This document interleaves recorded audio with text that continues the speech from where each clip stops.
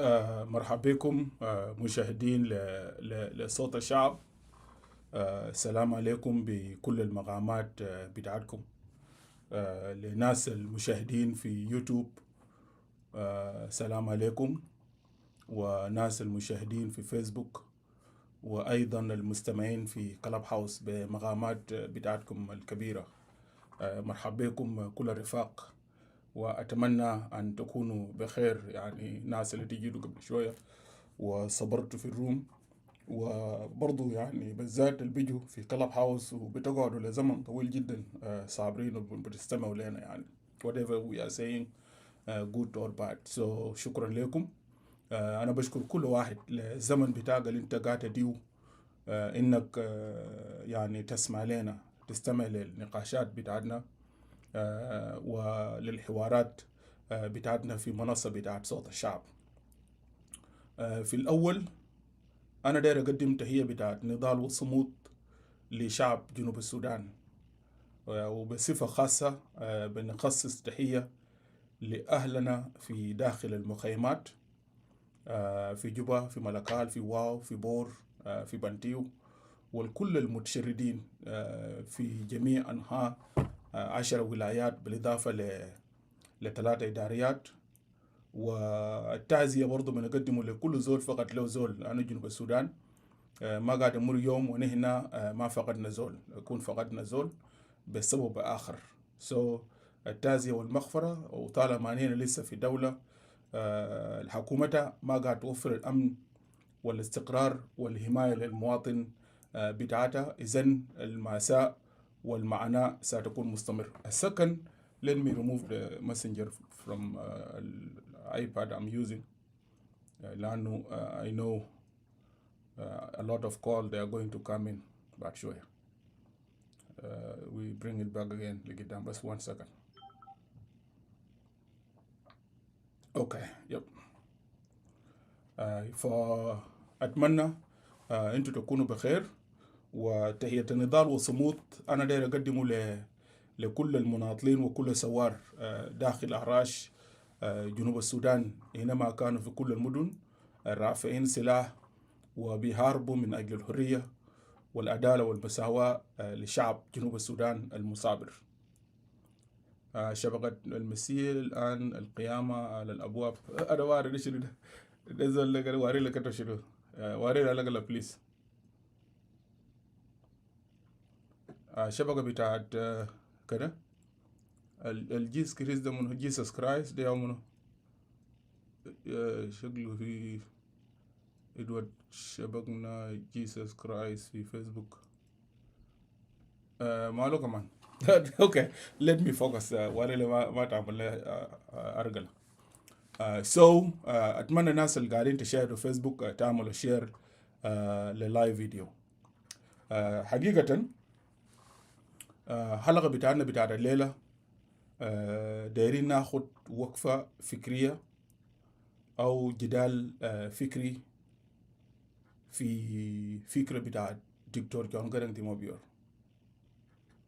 لو انتوا شايفين العنوان المكتوب كان في فيسبوك ولا في يوتيوب ولا كلاب هاوس، عنوان بالكامل بتتكلم لأنه المساحة في كلاب هاوس ما شال قالوا في انقطاع متكرر في يوتيوب. أنا ما أعرف الانقطاع المتكرر جايبه شنو. let me close this one. is this اوكي كده هسه كيف الناس المشاهدين في يوتيوب، لانه في maybe في خلفيه تانية انا كنت شلته. كده كيف انتوا شايفين لسه في تكرار؟ الناس اللي فيسبوك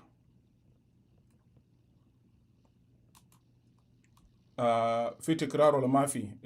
عشان قبل ما نواصل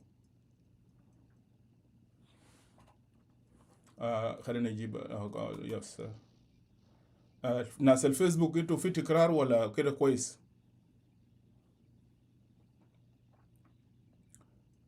اذا طالما ما في زول قاعد يكتب لي تعليق، انا ما شايف اي تعليق، معناه we don't have any problem في فيسبوك. الناس اللي انتم مشاهدين في فيسبوك هل في انقطاع ولا ما في؟ لانه ما في زول قاعد يكتب لي. ناس اليوتيوب فيسبوك انتوا سامعين ناس فيسبوك تمام.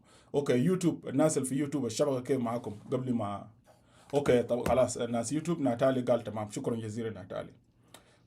يس انا زي ما انا قلت قبل شويه العنوان كامل بالنسبه للناس المشاهدين في اليوتيوب وفيسبوك. افتكر يمكن اوضح كتير للناس المشاهدين في فيسبوك لانه في description للتوبيك اتسلف. اعتقد برضه موجود في يوتيوب، لو انت ضغطت ممكن تلقاه، اللي هي العنوان بتاعتنا بتتكلم was the first bullet fire against separatists revisiting the dispute in the founding of the SPLM. ده اللي هنا دايرين نشتغل فيه. هلا الطلقة الأولى أطلقت ضد الانفصاليين، إعادة غراء النزاعات في تأسيس الحركة الشعبية لتحرير السودان. أنا في أغلب الأحوال أنا كنت قاعد أسمع إنه دكتور جون جارانغ قال إنه الطلقة الأولى كان ضد الانفصاليين، وحقيقة ما لقيت لي مستند الأنا ممكن يقنعني إنه فعلا دكتور جون جارانغ قال الكلام ده. عندي قدامي هنا عندي تو مانيفيستو بتاع SPLM. maybe في تغيير حصل في المانيفيستو الأول. ده مانيفيستو بتاع الحركة الشعبية اللي جازت في جولاي 31 1983. ده مانيفيستو الأول بتاع الحركة الشعبية. وبعد الاختلاف أو السلطة ومحددات سياسية تانية أنا بعدين أقولها، دكتور جون جارانغ غير المانيفيستو ومش عمل تقريبا حركة شعبية عملت مانيفيستو تانية. مانيفيستو ده الإنديد بتاع 83 ناس الأنيانيا 2 اللي كانوا انفصالين هم شاركوا في السياقة بتاعت هذه المانيفيستو. أكرر الكلام ده، أنيانيا 2 شاركت في سياقة مانيفيستو بتاعت الحركة الشعبية في 83. ولو انت قريت المانيفيستو الأول بتاع الحركة الشعبية لتحرير السودان بتجد إنه دكتور جون جارانغ قال المرجعية لما رجعوا للمرجعية والخلفية بتاع الصراع بتمتد من أنيانيا وبعد ذاك النضالات بتاعت لانه حتى انت لو تكلمت عن أنيانيا 2 امتداد لأنيانيا وكده. إذن لكن أنا داير أخذ الكلام ده، خلينا أخذه في السياق ده، إنه مثلا دكتور جون جارانغ قال الكلام ده. أنا شخصيا ما في مستند. لو في زول عنده مستند ممكن بعد شويه لما تيجي فوق تعال جيب المستند ده وبعد ده ورينا له. لكن انا لدس ناخذ الفرضيه، ناخذ اوكي خلاص اوكي جميل جدا باشمهندس واريل، لانه كلامك صحيح واريل، لانه السيستم انا شغال فوق ده بيكون في كم كاميرات كده فاتح. سو الكاميرات ده لسه ما انا قفلته معناه بيبقى كويس. ثانك يو سو ماتش. ناخدها بانه دكتور جون جارانغ قال الكلام ده. انا شخصيا ما في ستيتمنت. ولو في زول عندك ستيتمنت، لانه الجنوبيين they keep repeating حاجات كل مره طبعا بيستخدموا لاجندات سياسيه. اي زول عندك مصلحه معين whatever you want to destroy struggle بتاع دكتور جون جارانغ, you want to destroy character بتاع جون جارانغ, you can put whatever you can say, it is okay. لكن هنا انا اخذه انه دكتور جون جارانغ قال الكلام ده، انه الطلقه بتاعي الاولى ضد الانفصاليين. طيب دكتور جون جارانغ قالوا لك شنو؟ انا اجل الحاجه دي وانا داير اعمل ريبورت الليله ده في الحلقه ده. وانا افتح فرص للناس وانا ارجع في مرجعيه في فيديوهات بتاعت جون جارانغ. عندي 3 فيديوهات بس لجون جارانغ I going to play them tonight. ده جانب. لكن انا في الاطار بتاع الكلام ده الخلاني اكشولي اعمل الحلقه ده اللي هي جدليه بتاعت انه في كلام انا قلته قبل يومين وانا شفت ناس ليج ستيت لو ايجل ميديا مديد مجاك. اتمنى مديد مجاك يكون قاعد في كلاب هاوس، هو قاعد يستمع للحلقه او قاعد يستمع في فيسبوك ولا قاعد يستمع في يوتيوب، لانه مديد مجاك من الناس الجرى وعمل بوست قال يا اخي انه كلام انه دكتور جون جارانغ ما كان سيبراتيست وحاجه زي ده ومنغ كتير ده. يعني البوست ده هنا الكويس ما ذكر اسمي، لكن قال بعض النشطاء ما قال إدوارد الشيخ also is good يعني لانه دائما الناس قاعدين يخونوا ناس. يعني البوست ده انا خدته فوق للناس المشاهدين في فيسبوك، لو باشمهندس واري انت قاعد بكون انت قريت البوست ده، خليني انا شويه كده يعني minimize my network my picture عشان انا اقدر اكبر الصوره دي شويه عشان انتوا برضو لان تقدر تشوفوا البوست ده وكده. شويه كده يا ويا هي I think كده كويس مش للناس اللي في فيسبوك ويوتيوب. خلينا نجيب اللي هنا نكبر ده شويه، نكبر كلام بتاع المديد هنا.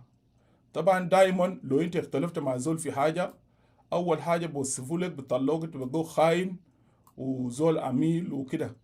الكويس انه هو ما ذكر انه ادوارد الشيك بقى خاين ولا ادوارد بقى مجنون. the good thing of it انه قال في ناس قاعدين يقولوا انه جون جرانج ده هو was a separatist وكلام ده ما صحيح وكده. اوكي كلام ده ما صح ولب كلام الكثير ده كله، وقال جون جرانج was unionist. انا بثبت لكم كلامي ده الليله ده ما هي جدل فكري ونقاش سياسي، ما ركوب راس. كويس ما ركوب راس. والزول اللي انت يعني مش كان اللي لاحظته كقناعه، انا وصلت له خلاص كقناعه انه في ناس كتير من السياسيين بتاعتنا في جنوب السودان ونشطاء الافق بتاعتهم ضيق جدا، وما عندهم آفاق بتاع التحليل والقدرات بتاع التحليل سياسي عميق. ده قناعه انا وصلت له. انا I don't want to convince anybody, but already I'm telling جنوبين what I have reached to when it come to level بتاع analysis وكده. ده نقطة. إذن كلام بتاع المدير مجاك نخطه كجانب. قبل ما أنا أمشي قدام موضوع إنه قرن ده قال الستيتمنت الفوق ده أنا بيجو بعدين، لكن let us deep into الجدل ذاته، جدل الفكري ذاته، جدل السياسي.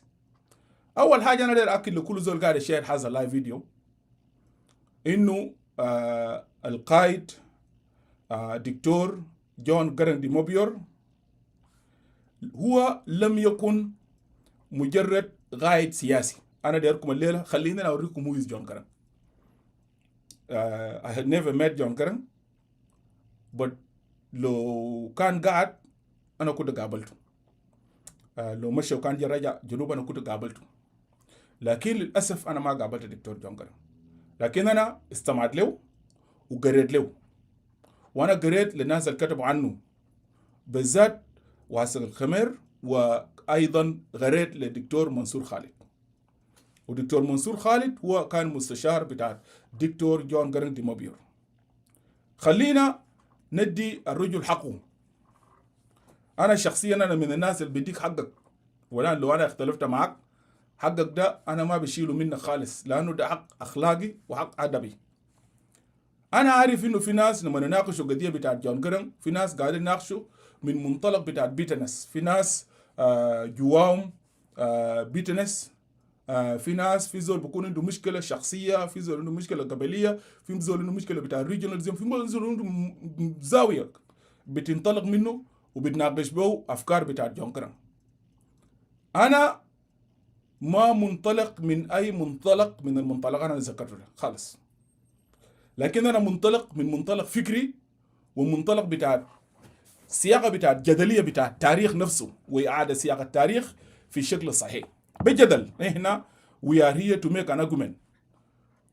really is good كجنوبين حاجات زي دي ما نمشي فوق ونجري منه، ما نجري منه خالص. وبالمناسبة امتدادا لقبل ما أنا أمشي قدام الكلام الهسه اللي أنا قلته قبل يومين إنه جون قرن ده هو أنا كلامي كان إنه جون قرن وحدوي في الرؤية وانفصالي استراتيجي. ده كلامي كيدوت. أنا will explain why did I say that. كلامي ده ما بغيره. كان شفت Jesus Christ جا I will not change it. وبيز on كلام أنا نيجي نقول لكم بعدين you guys will. أنا متأكد 3/4 من شعب بتاع جنوب السودان انتوا هتجيبوا مع إدوارد إنه what Edward is saying is right. and keep be calm and be patient. جيب لك popcorn ولا جيب لك أي حاجة تاني do it and listen to Edward Ashek tonight. before أنا ما نمشي لقدام ونرد عاطفية زي كلام الناس بديل بيجروا ديلو بكتبوا. أنا داير أقول للناس إنه في نقاش ابتدر في 2011 بعد الاستقلال، وهذا النقاش اللي ابتدر النقاش دكتور الحاج الحاج علي، الحاج اللي انتوا بتشوفوا كلاب هاوس. النقاش افتكر مقال، والحاج كتب مقال في نيابيلي ميديا، وبعد ذاك في ردود كبيره جدا حصل حسب الريكوردينج بتاعت الريكورد بتاعت نياميليبيديا، انه this was the biggest discussion في نياميليبيديا in regard of unity and separation. هل جون جارنج ده كان انفصالي ولا كان وينوي؟ والجراوند بتاع الدكتور الحاج مع الاندبندنت في كلام قالوا مع ريبيكا نياندين انه دكتور جون جارنج is the father of South Sudan. فدكتور الحاج الريبورتلينج بتاعه كان بيقول لا، دكتور جون جارنج is not the father of South Sudan. جون جارنج is a unionist. شوفوا يا جنوبين، جون جارنج ده is the father of South Sudan. شوفوا البوينت بتاعي ده مع بوينت بتاع نياندين. جون جارنج ذاته يا ابو انفصال ده ذاته، وجون جارنج يا سبب بتاع الدوله اللي هنا قاعدين فوقه هسه. ولو نحن وقعنا في عياده بتاع العاطفيين والناس الانفعاليين اللي ما كان منطلقين من منطلق استراتيجي مثل الدكتور جون جارنج، ما كان عندنا دولة الليلة. أنا أول بروف الكلام ده، أول بروف ما في مشكلة كويس، أول بروف what I'm saying للجنوبين. والنقاش ده اللي ابتدر الدكتور الحاج علي، في ناس كثيرين اتداخلوا فوقه وياوده هندينا كده. خليني نجيو فوق للناس اللي قاعدين because أنا I don't talk ساكت. Let me bring الكوبي ده. You see John Garang peace SPLM was a separatist. Yes للناس اللي فيسبوك انتوا شايفين الورقة قدامكم. Was Dr. John Garang a unionist or separatist؟ الكلام الفوق ده درد بتاع ناس نياميليبيديا إدارتهم هم يوردوا للكلام ده، الكلام الفوق. بعد ذاك كلام بتاع الحاج علي مكتوب موجود تحت. انا طبعا قريته بدير لكن رجعت له قبل يومين because انا ما كنت قاعد اتطرق له لانه ما كان مهم، لكن انا عارف انه what going on. جون جارنج ده بالنسبه لي شخصيا هو انفصالي، لكن انفصالي استراتيجي. وانا كلام ده 10 للجنوب في حلقه بتاعت الليله، لانه حق التاريخي بتاعت الرجل انا ندي له وحده. انا بالنسبه لي قناعتي كيدوت، وده الجدل المشي له دكتور الحاج، وده الجدل بتاعي قبل يومين مع ايمانويل جاوين في ودايفرسيتي، انه انا شخصيا كنت قاعد اقول انه جون جارنج الوحده بالنسبه لجارنج ظاهريا استراتيجي، والانفصال ظاهريا خيار تكتيكي. لكن استراتيجيا من منطلق التفكير الفكري بتاع دكتور جون جارنج دي موبيور، الوحده هو تكتيك والانفصال استراتيجي. والزول ده تعرف كلامي ده و you want to believe، خليكم من اي كلام تاني. you want to believe what I'm saying عشان تقدر تفهم تفكير بتاع دكتور جون جارنج دي موبيور. انا دايرك تمشي تقرا ورقه بتاع دكتور جون جارنج الكتبه للجنرال جوزيف لاغو. خلينا انا الورقه دي عندي هنا، الخطاب اللي كتبه دكتور جون جارنج. ما انت بتتكلم عن تفكير. مشكلة الناس بمسكوا أسا من النص. أنا من الناس اللي ما بمسك الأسا من النص. أنت لازم عشان تقيم زول لازم تمشي في التفكير بتاع الزول ده. تمشي في تفكيره كويس.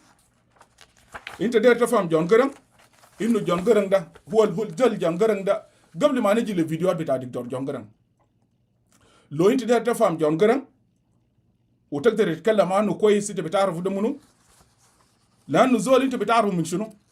زول أنت بتعرفه من منطلق أفكاره، لبنات بتاعت فكره، مستوى التفكير بتاع الزول بفكر كيف، استراتيجية بتاعه شنو. أنت برضو في ناس كتير بينسوا، عشان كده لما ناس يجي يقول لك والله جون جارنج ده لأنه منافسه بتاع الحركة الشعبية ده وحدوي، ما أنا جون جارنج وحدوي رابش.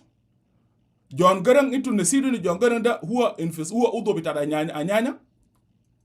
نسيتوا الحاجة ده إنه زول بيتكلم فوقه ده. وانا اجي اشرح كلام ده للمنطلق بتاعه الفكري يقرأ من وين مع نيانا. وانا في فيديو هشغله بعدين كويس.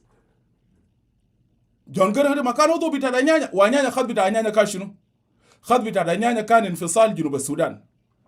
فيديو بتاع دكتور دوق يابا قبل يومين مع واحدة تقريبا في كينيا، الانترفيو دكتور دوق أدى لايف اكزامبل بتاع إنه لما هم انضموا لعنيانا وان الصعوبات الواجهاتهم عنيانا كان شنو، وقال يا جماعة العادي لما مشي كونغو ماشي يقرأ لقوا إنه وضع صعب جدا وزاروا السلاح ما في كوني جو من على النيل ماشيين تقريبا 45 يوم ولا كم بكورينهم لحد ما وصلوا الكونغو، ولقوا زار ما في سلاح ومشوا اشتغلوا في شنو كده عشان هم يشتروا يلقوا فرصه يشتروا السلاح، وبعد ذاك they came back. بعد ذاك لما وصلوا لقوا شغلانه بالنسبه لي كومبليكيتد ورجع ل مشى واصل القرايه بتاعه. اذا دكتور جون جرانج انا انتوا بتتكلموا مع الزول هو ملم بالصعوبات وبالتجربه بتاع انيانا وان، وانا بيجي بتقول انا بيجي لحاجه ده بعدين. معناه you cannot say انه جون جرانج ما كان بيعرف الاوبستكلز. جون جرانج ده خريج بتاع مدرسه الوحدويين الافارقه، المدرسه بتاع ناس جوليس ناريري، مدرسه بتاع موسفيني. جون جرانج خريج بتاع المدرسه ده كويس. ووقت داك ارجعوا انا ده الناس ترجع وتقرا لمنظمه الوحده الافريقيه الخط بتاعتها كانت شنو الحركات الانفصاليه. عشان كده within the region انيانا ما كان لقى الدعم، ما في دوله دعمت انيانا وانا كان قاعد طالب بانفصال جنوب السودان، ما في. people they forget. جون جرانج كان لما هو قاعد يطرح الاستراتيجيه بتاعه ده وكان عارف what he talking about. عشان كده انا قلت قبل شويه جون جرانج ده هو يعني جنوبي. هو جون جرانج دقيقه اوصف لكم، دكتور جون جرانج لم يكن مجرد قائد سياسي بل عبقريا استراتيجيا نازل الذكاء في تاريخ السودان. ده وصف بتاعي للدكتور جون جرانج. دكتور جون جرانج لم يكن مجرد قائد سياسي بل عبقريا استراتيجيا نادر الذكاء في التاريخ بتاع السودان كله. take notes لو you want to challenge it ولا check انا ليلة قاعد في البيت، انا بديك فرصة let have it. ده تقييمي للفكرة بتاع الدكتور جون جرانج. لو دير تفهم المنطلق الفكري للدكتور جون جرانج دي موبيور هو الوحدوي ولا انفصالي، هذا التفكير البسيط انا اجيب بعدين. لان انت لما تصل لمستوى هذا التقييم البسيط انت ذاتك قاعد تجرد التفكير بتاع جرانج لمستوى مدني جدا كويس. لو بس لما تشيله بس انه جون جرانج ده انفصال ولا والوحدوي يجي خارج النص، ما تقدر تفهم التفكير بتاع رجل سياسي زي دكتور جون جرانج، ما تقدر. نرجع ممكن لو دير تفهم دكتور جون جرانج كويس امشي اقرا The Commander in Chief Anyanya National Armed Forces, leader of the Southern Sudan Liberation Movement, members of the Anyanya SSLM Negotiation Committee, the General Headquarters Anyanya National Army Force, South Sudan, January 24th, 1972 by Dr. John Garang de Mobile. انت لما تقرا التفكير ده انت بتعرف انه منطلق الفكري بتاع الدكتور جون جرانج كان شنو. وجون جرانج في منافسته بتاع حركه الشعبيه بتاع 83 قال انيانا 2 الاتفاقيه اللي وقعوه ده كان اتفاقيه بتاع مناسب. It was an agreement of the job seekers. ده كلام بتاع جون جرانج. وفعلا أديس أبابا ثبت ما ثبت. ليه؟ لأنه جون جرانج أدوم وارنينج يعرف ورقة ده ما يقدر يقراه. أدوم وارنينج قال لهم يا جماعة agreement don't sign the agreement مع نيميري، لأن النظام بتاع نيميري في قمة بتاع الضعف. كويس؟ في قمة بتاع الضعف. إذن نحن نستمر وجيش بتاع أنيانا they should not be observed في الجيش السوداني. كان شو التفكير بتاع الزول ده؟ اتخيل يعني الزول ده وممكن داك هو النغيب ولا شنو؟ شوف التفكير بتاع الزول ده بس imagine لما قال لجوزيف لاغو انه اللي بتعمله ده غلط. ليه؟ لانه الاتفاقيات دي نيميري ما راح ينفذ الاتفاقيه. ايديكم جوب هتقعدوا تاكلوا ويشربوا ومن خلال الاتفاقيه دي ذاتها جون جرانج هيقوم يدمر الاتفاقيه من خلال الاتفاقيه نفسها. وده نفس اللي انتوا قاعدين ناس قاعدين يفهموا السياسه، ده نفس الاستراتيجيه اللي استخدموا السلفاكير في تدمير اتفاقيه 2015 و2018. انك توقع الاتفاقيه لكن بالتكتيك سياسي انك انت زادوا الاتفاقيه ذاتها هتدمرها وزين ده الاتفاقيه. انتوا معي؟ لو نينا بنقرا السياسه الصح ده تكتيك المارسه نيميري. عشان كده جون جرانج قال يا جماعه نحن ما نوقع على اتفاقيه. ليه؟ لأن الاتفاقيه دي ما تنفذ، وجيش بتاعنا ده ما يستوعبه. كده تخيل اذا كانوا بقول انه جاي ما يستوعبه وبيتكلم انه نحن دايرين النيو السودان ده لازم تتبني اساس بتاع انيانا ده لازم يكون قاعد جيش وعنده 5 موديل بتاع وقت داك. ايماجن ولسه وقت داك ولسه نغيب. بعد داك هو قالوا فات فيديو ده في انا شغله لكم مشي امريكا وجاء تاني راجع، وبعد داك هو اغنى نفسه انه there is no way you have to join the انيانا، وكلام ده قاعد في فيديو هو يقول بعدين في فيديو. اذا الزول الزي ده انت ما هتقدر تقنعني كيدوت. هي الزول بس ده you have problem with yourself، وما هتقدر تقول انه جون جرن ده ما انفصالي. نو، جون جرن هو ابو انفصال ذاته. لو نينا بنتكلم لوجيك انه separatism، جون جرن ذاته is the father of the separatism، لانه استراتيجيه بتاعت جون جرن بتاعت اكتساب الحقوق بتاعت الشعب بتاع جنوب السودان، جون جرن تبناه باستراتيجيه. لو كان برياكشن الاتفاقيه بتاع اديس ابابا نهايته كان شنو للجنوبين؟ كان نزاعات، نميري ما نفذوا. لما الناس دكتور رياك ودكتور لام ماشيين انشقوا قالوا نينا دايرين ماشيين للجلابه وانفصال، دكتور جونجرن قال اسمع ما في جلابه بديقه الانفصال ده من الذهب، ما في من الطبق من الذهب، ما في. What happened later on? Was Khartoum agreement implemented? Was Fashoda agreement was implemented? ما الناس قال دايرين حق تغيير المصير، وحسب اتفاقيه بتاع خرطوم للسلام انغاز نظام بتاع عمر بشير قالوا لرياق مشار بعد 6 سنه اننا نعمل استفتاء بتاع الشعب بتاع جنوب السودان. شفتوا يا جنوبيين؟ هنا ما كنا قاعدين وانا زاروا من الناس اللي وقفنا بقيت مع ناس رياق مشار، شفنا وقت ده في استفتاء حصل. رياق ده تخاري رجع بجلده، وكذلك لما كل فولو رياق مشار and they went back to the SPLM. ليه؟ لانه قراءتهم كانت خاطئه. خلينا let us challenge ourselves. كلام بتاع ايموشن وتطبيل وتصفيق الفاضي ده ساكت، كلام بتاع ناس ما فاهمين الحاصل شنو ذاته. let us challenge ourselves.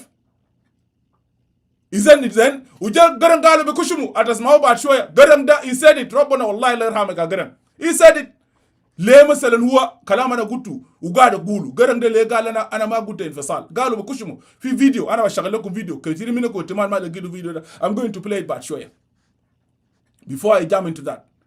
So إذن دكتور جون جرن وكان استراتيجي من الدرجة الأولى. ده قناعتي أنا كيدوت. أنا قاعد أقول يس دكتور جون جرن هو وحدوي، لكن هو وحدوي تكتيكي. ده رأيي أنا كيدوت الشيك، وحدوي تكتيكي، لكن جون جرن انفصالي استراتيجي. عشان كده الوحدة عند جون جرن كانت مشروطة. وحدة لو لاحظوا جون جرن وحدة كانت مشروطة. وحدة جرن مشروطة بإنه يا جماعة لو انتو ما جنوبين في جنوب ما لقوا حقوق بتاعتهم أنينا طوالي we will up into separation. يعني ممكن تقول مش ده ما تهديد، لا ده ما تهديد، لأنه انت ممكن تهدد يعني. وجرن قال الكلام ده هتسمعوه بعدين في one of the interview. قال والله the man he said it before he died. لا يا جماعة قال خرطوم ده عشان تسقط حكومة خرطوم نينا كجنوبين نسقط الخرطوم كلامنا ما بيجي. هتسمعوا بعد شوية في الانترفيو. قال ما بنبقى we will not be able to do it. عشان كده أنا قلت هنا يا جماعة do you think جون جرن ما كان بيعرف إنه مشروع بتاع السودان الجديد تحديات؟ ما بيعرف وبيعرف، لكن لأنه جون جرن كان بيعرف هدف بتاعته ودير شنو كويس، وكان بيعرف الهدف والاستراتيجي الجون جرن كان داير يصل له، وكان عارف الحاجة ده. لانه جون جرن لو كان قال ده كلام بتاع شورت كامينج بتاع التفكير بتاع بعض الناس الضعيف انه والله انفصال بتاع جنوب السودان والله كان ات لا نيانا 2 ولا نيانا 1 والله ات لا خرطوم للسلام. لو جون جرن ده كان قال لك وانا داير انفصال والله كان قضيتكم دي تعدينا هسه كنا لسه عبيد مع جلابه في الشمال. لكن لو ما ده استراتيجيه اللي استخدمه جون جرن. عشان كده لما نزول يجي لأن قلت لو انت قلت هنا جون جرن ده completely هو ما كان انفصالي، انت قاعد تجرد جون جرن من حقه، انت قاعد تجرده من حق بتاعه. وبالفعل الجنوب يقول لك الليله ده والله جنوب السودان جنوبين يا صوت لكم كذب. جنوب شنو صوت للانفصال؟ منو زار عمن لقى الانفصال ده؟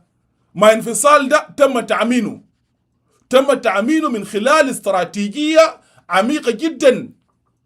لو جون جرنج ما تقول الجنوبي هتمشي للتصويت للصناديق بتاع الاقتراع ده ساكت كده؟ ما كنت هتمشوا ساكت، كنتوا هتمشوا جارين هنا ماشيين نصوت؟ ريالي؟ طيب ليه هنا ما عملناه في 1972؟ why we didn't do it مع اتفاق خرطوم للسلام؟ لكن لانه جون جرنج قالوا بيشكشكوا، قال اسمع انا هنا لا انا عملها باجريمنت، لو إيوي فعل إنه نينا ما السودان ده ما هتتغير ما في مشكلة، لكن نمشي باتفاق. وده اللي هنا مشينا وصلنا له، ده وصلنا له ومشينا عمل لنا الصناديق بتاع الاختراق الجنوبي، مشينا صوتنا وجنوب السودان مشى. ده كله الفضل اللي بيرجع للدكتور جون جرنج. والزول اللي بقول إنه جون جرنج ما عنده يد في الحاجة ده زول أنت مكابر. أنت مكابر. أنت مكابر. محتاج ترجع وتدرس تاريخ. عشان نقطة نمرة 2 تعرف إنه دكتور جون جرنج ده هو زول استراتيجي. امشي اقرا one of the longest interview. في انترفيو بتاع دكتور جون جرنج مع اروب مدود، في ناس كثير منهم قرأوا الانترفيو ده موجود اونلاين. you will understand هل جون جرنج ده كان انفصالي ولا ما انفصالي. اقرا حاجتين ده بس، اقرا خطاب بتاع جون جرنج لجوزيف لاغو، واقرا one of the best interview. جون جرنج كفر حاجات دي كلها جد، يكفر حاجات دي كله كويس. الانترفيو اسمها دكتور جون جرنج 1987 هيريتيج انترفيو with اروب مدود، موجود اونلاين. هيريتيج خرطوم Monday November 2nd 1978 page 4. الانترفيو ده 30 سؤال، يعني تقريبا هو 44 pages اونلاين كويس. انترفيو بتاع دكتور جون جرنج the longest interview. الدكتور جون جرنج كفر حاجات دي كله، وضح هو ليه مثلا كان واقف ضد اتفاقيه بتاعت اديس ابابا and why he accepted again to join جوزيف لاغو. الكلام ده موضح في الانترفيو. انا طبعت يا ده انا لو انا ما بقدر اقراه، لانه لو انا كنت اقرا الكلام ده والله شغلانينا الوطن بيصبح لبكره. ده نقطه. خد الحاجه ده هنا ناخده في الورقه ده and we will come back to it في الضروره. قدامكم الورق اللي قدام انا جبته هسه المقال اللي كتبوا ناس نيابيلي ميديا. لو انتوا لاحظتوا 44 بيجز، انا نمشي معاكم. لو انتوا لاحظتوا بس انا امشي، لو انتوا شايفينه طبعا ده برضو كان لدكتور الحاج للحاج. لكن لما تجي هنا من ضمن الردود، في ردود كويسه جدا. في رد بتاعت براين ديبو قال كلام جميل جدا جاس دقيقه. وفي رد بتاعت يعني در الحاج باي الحاج بول، هم زاروا الناس زاروا رد الكلام كتبوا الحاج وهم زاروا نشروا هنا، ما مشكله. you guys go and read it. let go. اللي انا داير الرد بتاعت دكتور مجاك اقوات، لانه الرد بتاعت في واحد اثنين ردود. دكتور مجاك اقوات لما هو اطلق على كلام بتاع الحاج بول، هو بنى كلامه على الرد. كتب واحد اسمه لويل، لانه واحد اسمه لويل ده كتب كلام you guys can see it هنا هسه. وثانيا كلام بتاع براين ديبو كويس، اللي هو لويل بقت. لويل بقت قال new vision it is reboot skating بلا كلام كتير كله. لكن هو defending انه كلام انه دكتور جون جرنج ده is not a separatist، كلام ده ما صحيح. برضو كلام بتاع براين ديبو thank you for forwarding this note here. A certain effort perspective about John Garang and the SPLM vision for a separate and independent South Sudan. The most significant Garang letter shows that he wasn't opposed to the idea of self-determination. ده كلام صحيح من from the beginning. وما كان ضد ما كان ده كلام بتاع تعليق بتاع براين ديبو انه دكتور جون جرنج وما كان ضد الانفصال بتاع جنوب السودان. لكن مشكله بتاع الدكتور جون جرنج الاستراتيجيه المستخدمينه لتحقيق الانفصال بتاع جنوب السودان. وده نقطه الكثير ناس كثير ما فاهمينه. عشان كده لما نيجي يقول لا جون جرنج ده واحد وما عنده علاقه بجنوب السودان، لا كلامه ما صح. اوكي then and as a matter of fact a Hyde Paul article failed to account for Garang flexible stand on self-determination and the evaluation of the stand. Exactly. And this is what I was saying 2 days ago, and I will come and to repeat myself tonight. Let's go ahead. In sense, as a record shows, and as some of us have urged previously, the Nasir group plotters can claim sole ownership of introducing. Exactly. They cannot. They cannot. Because Dr. John Garang talk about الحاجة ده في ورقة بتاعه انت لما ترجع وتقرا الورقة كده بدكتور جون جرانج ده ورقة استراتيجي بين انه هنا حقنا لو هنا ما عملنا حسابنا ما بنلقاه وده نقطة انا الليلة ده I want to stand في الحاجة دي في الشرع بتاعي. Now في دكتور and the self-determination agenda in early 90s. It is not this is not to say that they did not play a significant role. وكلام بتاع انه جون جرانج ما وافق، لا، جون جرانج لما شاف نفسه انه خلاص المحتاج مشى ووقع مع دكتور ياك مشار في واشنطن يوم اكتوبر 22 1983 وقع على انه مع دكتور ياك مشار هنا ساين دكتور جون جرانج دي موبيور and also بوساطه بتاعت هاري جونسون. اي هاف برضه ورقه ده ليتر موجود هنا ممكن اخده فوق لو ناس دايرينه، لكن بعد شنو هنجي في الحاجه دي بعدين. انا داير اجيو في النهايه بس يعني الكلام بتاع دكتور مجاغا جواد يمنشن حاجه مهم جدا، وده كلام اللي انا اول امبارح وين اتكام لموضوع بتاع انه جون جرانج the first bullet وانا اجي اشرح، لكن قبل ما نمشي نشرح لما نيجي الكلام بتاع انه جون جرانج طلقه بتاع دكتور جون جرانج he was against the separatists. في تعليق بتاع دكتور مجاغا جواد نجيبه لكم في الورقه ده موجود اونلاين you can go and read it. يا ده I think the دكتور ده دكتور دين ديكويت، لكن انا داير كلام بتاع دكتور مجاغا جواد.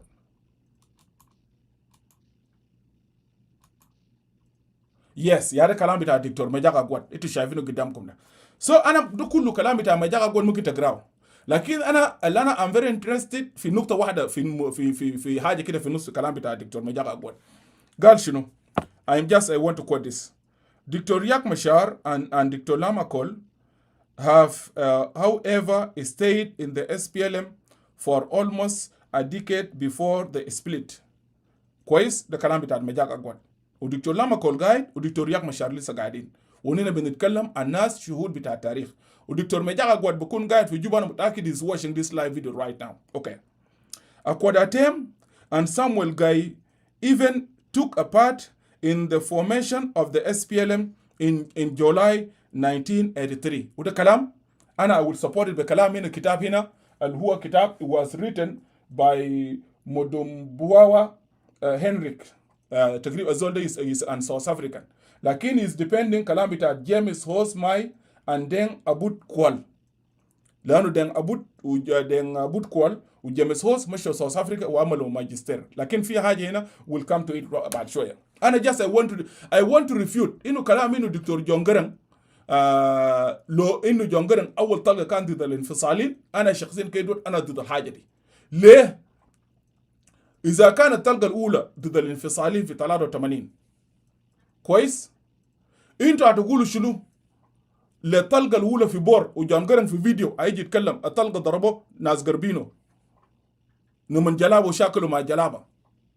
انتوا هتقولوا شنو لويليام نيوان بن في ايوت الناس المشى قتلهم جلاب القتلهم، ارجعوا لانه تمرد ويليام امشي ارجعوا ويليام ده قتل كم من الشماليين. You guys are going to what are you going to say about that؟ اذن انا قلت المره الفات هنا في حلقه هنا في كلاب هاوس، بعد انا شخصيا I convince myself. انا ذات كنت مرات في some book I have to read them، انا مرات كنت قاعد اقول الكلام ده والله بكون الكلام ده صح، لكن الرياليتي لما تعمل ريسيرش وتمشي بتلقى انه كلام بيتقال انه اول طلقه كان ضد الانفصالين، كلام ده غير صحيح. ليه؟ لانه انا قريت لكم وانا بقرا كوتيشن ده تاني هسه، انا قريته قبل يومين لما جايين بعد ما جون جرانج مشى وجون جرانج مشى وعمل اجتماع، اول اجتماع يوم 27 شهر 5 83 في كامب بتاع مرول في ناصر. جون جرانج مشى اجتمع مع سلفاكير و55 اوفيسرز بتاع الناس اللي وصلوا هناك اللي طلعوا من بور وايوت، اجتمع معهم. ده سكند داي اكواداتيم نادى جون جرانج، لانه اكواداتيم سمع الكلام ده اجتماع ده ونادى جون جرانج، ده مع تاريخ. ده تاريخ. اوكي ناو the same تاريخ ذاته اكواداتهم لمن نادوم ماشين لمن قالوا هو ماشين اثيوبيا لانترفيو في غامبيلا اكواداتهم ما اخترع لجون جرن قال يا جون جرن بدلنينا نمشي تكون لانه جون جرن كان بشوفوا ده ناس انيانيتو وجون جرن بشوفوا فيزيك اوفيسرز. انا اي كوتد الكلام ده قبل يومين. جون جرن اكواداتهم قال لا يا جون جرن let's sit and also have one proposal. لكن because جون جرن وفق الكوميونيكيشن مع السفاره بتاعت اثيوبيا لما هو كان لسه في خرطوم جون اثيوبيا they were favoring جون جرن لاسباب كثيره كويس لانه ده مجموعه كان صغير ناس كواداتهم ولذلك منجسو he was using them against خرطوم لانه وقت داك خرطوم كانوا بيدعم جبهه بتاعت تحرير اثيوبيا بتاعت اريتريا وجبهه تيغراي والجبهه بتاعت اوغودين كويس. ده جبهات كان بيشكلوا النظام بتاع منجسو. اذن منجسو also was trying to create havoc في حدود بتاع السودان ولذلك كان بيدعم الناس زي اللي تلقائيا ده الانيانيتو الخرج من تطبيق بتاع الاتفاقيه بتاعت انيانيا اديس ابابا اجريمنت. هي كلها استراتيجيات وكلها فلسفه مش وصراع بتاعت مصالح. لكن في اطار اكبر لو حركه ده بقت قاعد يمتد منجسو ممكن يدعم له حركه بتمتد وبيتكلم عن الوحده انفصال بتاع جنوب السودان ومنجسو عنده حركات انفصاليه في اريتريا يا جماعه في اثيوبيا كده بس كلام بتاع منطق بسيط بس للزول سياسي يعني ده كلام ده فهم هسه ده تفكير يعني زول يجي والله يقدر تقنعني بشنو يعني جون جرن ده هسه لو كان قولوا جون جرن كان قالوا داير انفصال لانه لما مشوا مع منجسو بعد ما جون جرن قال لهم لا كل زول يمشي ورقه بتاعه براو ومشوا لاقوا منجسو قالوا قدموا ورقتكم ناس انيانيتو قدموا ورقتهم بعدها جون جرن ما زول شاطر وعارف هو قاعد يعمل في شنو قدم ورقه بتاعه لما قدم ورقته منجسو قال يس ذس وات اي وانت ده ورقه انا دايره عشان كده قال جون جرن انت تبقى ليدر بتاعت الحاجه بتاعت الموفمنت وده الهيت اللي اتفقوا عن سودان بيبل ليبريشن موفمنت انا بقرا لكم كوتيشن هنا بايدان انيانيتو اللي قاعد يقولوا ده انه جون جرن ضربهم بطلقه ده كلامه ما صح زي دكتور مجاعة قوات ده هنا يكوت دينه لا يا جماعه انيانيتو ده هم زاروا كانوا قاعدين في السياقه بتاع المنفذ الاول بتاع الحركه بتاع 83 الاجازه يوم 31 شهر 7 طيب الطلقه قالوا جون جرن ضرب اول طلقه بتاع الناس انيانيا تو ده جا من وين؟ طلقه ده جا من وين؟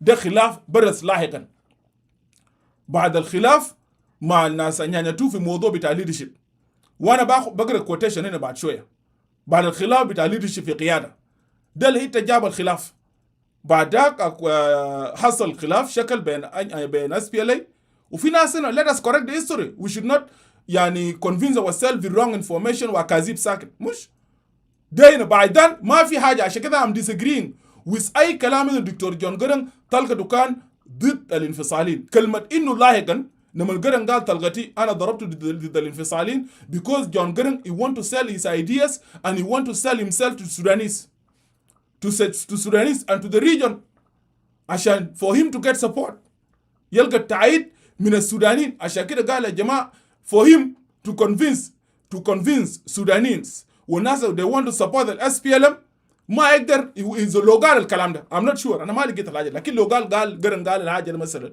انه انا ضربت الطلقه ضد الانفصاليين لانه جرن he want to send a message لحكومه السودان لانه حكومه السودان بقدر الامكان كانوا دايرين يستغلوا انه حركه ده هي حركه بتاعت انفصال. اديكم اكزامبل للكلام ده ليه ولو كان جون جرن ما زول ذكي خرطوم بينتهي منه الليله ده مثلا يعني شوف سلفاكير مجرد عمل شنو مع الجبهه الخلاص الوطني سلفاكير عشان هو ما داير جنوبين تو بليف ان ايدياز بتاع جبهه الخلاص او ناس بتاع جنرال توماس يبيكشر ناس كتنظيم بتاع اكواتوريا لانه وين يو بيكشر ناس انه الناس ده تنظيم بتاع اكواتوريا فقط وضد قبيله بتاع دينكا انت قاعد تعمل في شنو يو ديستروي ذا فيجن بتاع الموفمنت يو ديستروي التوسع بتاع الموفمنت الناس دي قاعده تفكر كيف سنه داير نجي ندرسكم الحاجه دي جون سيسال فارين لما جاء رجع من خرطوم 2018 وجاء ما عرف دينكاو بتاع بورده الزول قال له قوم فوق انت يا مان شنو كده اسم منو كده I used to have video بقوم قاعد عندنا في الدرايف هنا قال له اسمع انت الوداك تمشي مع توماس شنو قال ما توماس الدنكا ليه because he want to destroy vision بتاع الناس. He want to limit people actually who are they supposed to join Nas movement from Denka, from Shuluk, from Baria, from the other tribe من على نيل وبارغازال. So John Garang لما نقول الحاجة ده ما already movement is shape political idea toward movement. كويس؟ سلف عمل الحاجة ده. ونقاشات دي مش عشان كده لو لاحظتوا تريزا كل مرة هنا والناس بتاع دومينيك they try to convince ناس وسبورت بتاع الرجيم يقول لك لا والله الناس ده تنظيم بتاع اكواتوريال الناس ده تنظيم قبلي ليه؟ لانه ده كان استراتيجيه بتاعت نظام بتاعت سلفاكير انه to stop الادفانسينج او الانفايرمنت بتاعت ناس انه مثلا بعدها ممكن يمشي لبعد غزال يمشي لوين مش كده؟ وبعد ذاك they went after that انه الناس اللي بيقتلوهم في شارع نوملي ده تنظيم بتاع ناس الناس اللي بيعملوا كده تنظيم بتاع ناس قالوا ده اكواتوريال ده سيبراتيست ده خطاب سياسي مش كده؟ now ده نفس الحاجة اللي عمله الدكتور جون جارنج دي موبيور لأن الدكتور جون جارنج he was aware of the challenges and when they were facing عشان كده لما مشوا he arranged himself very well.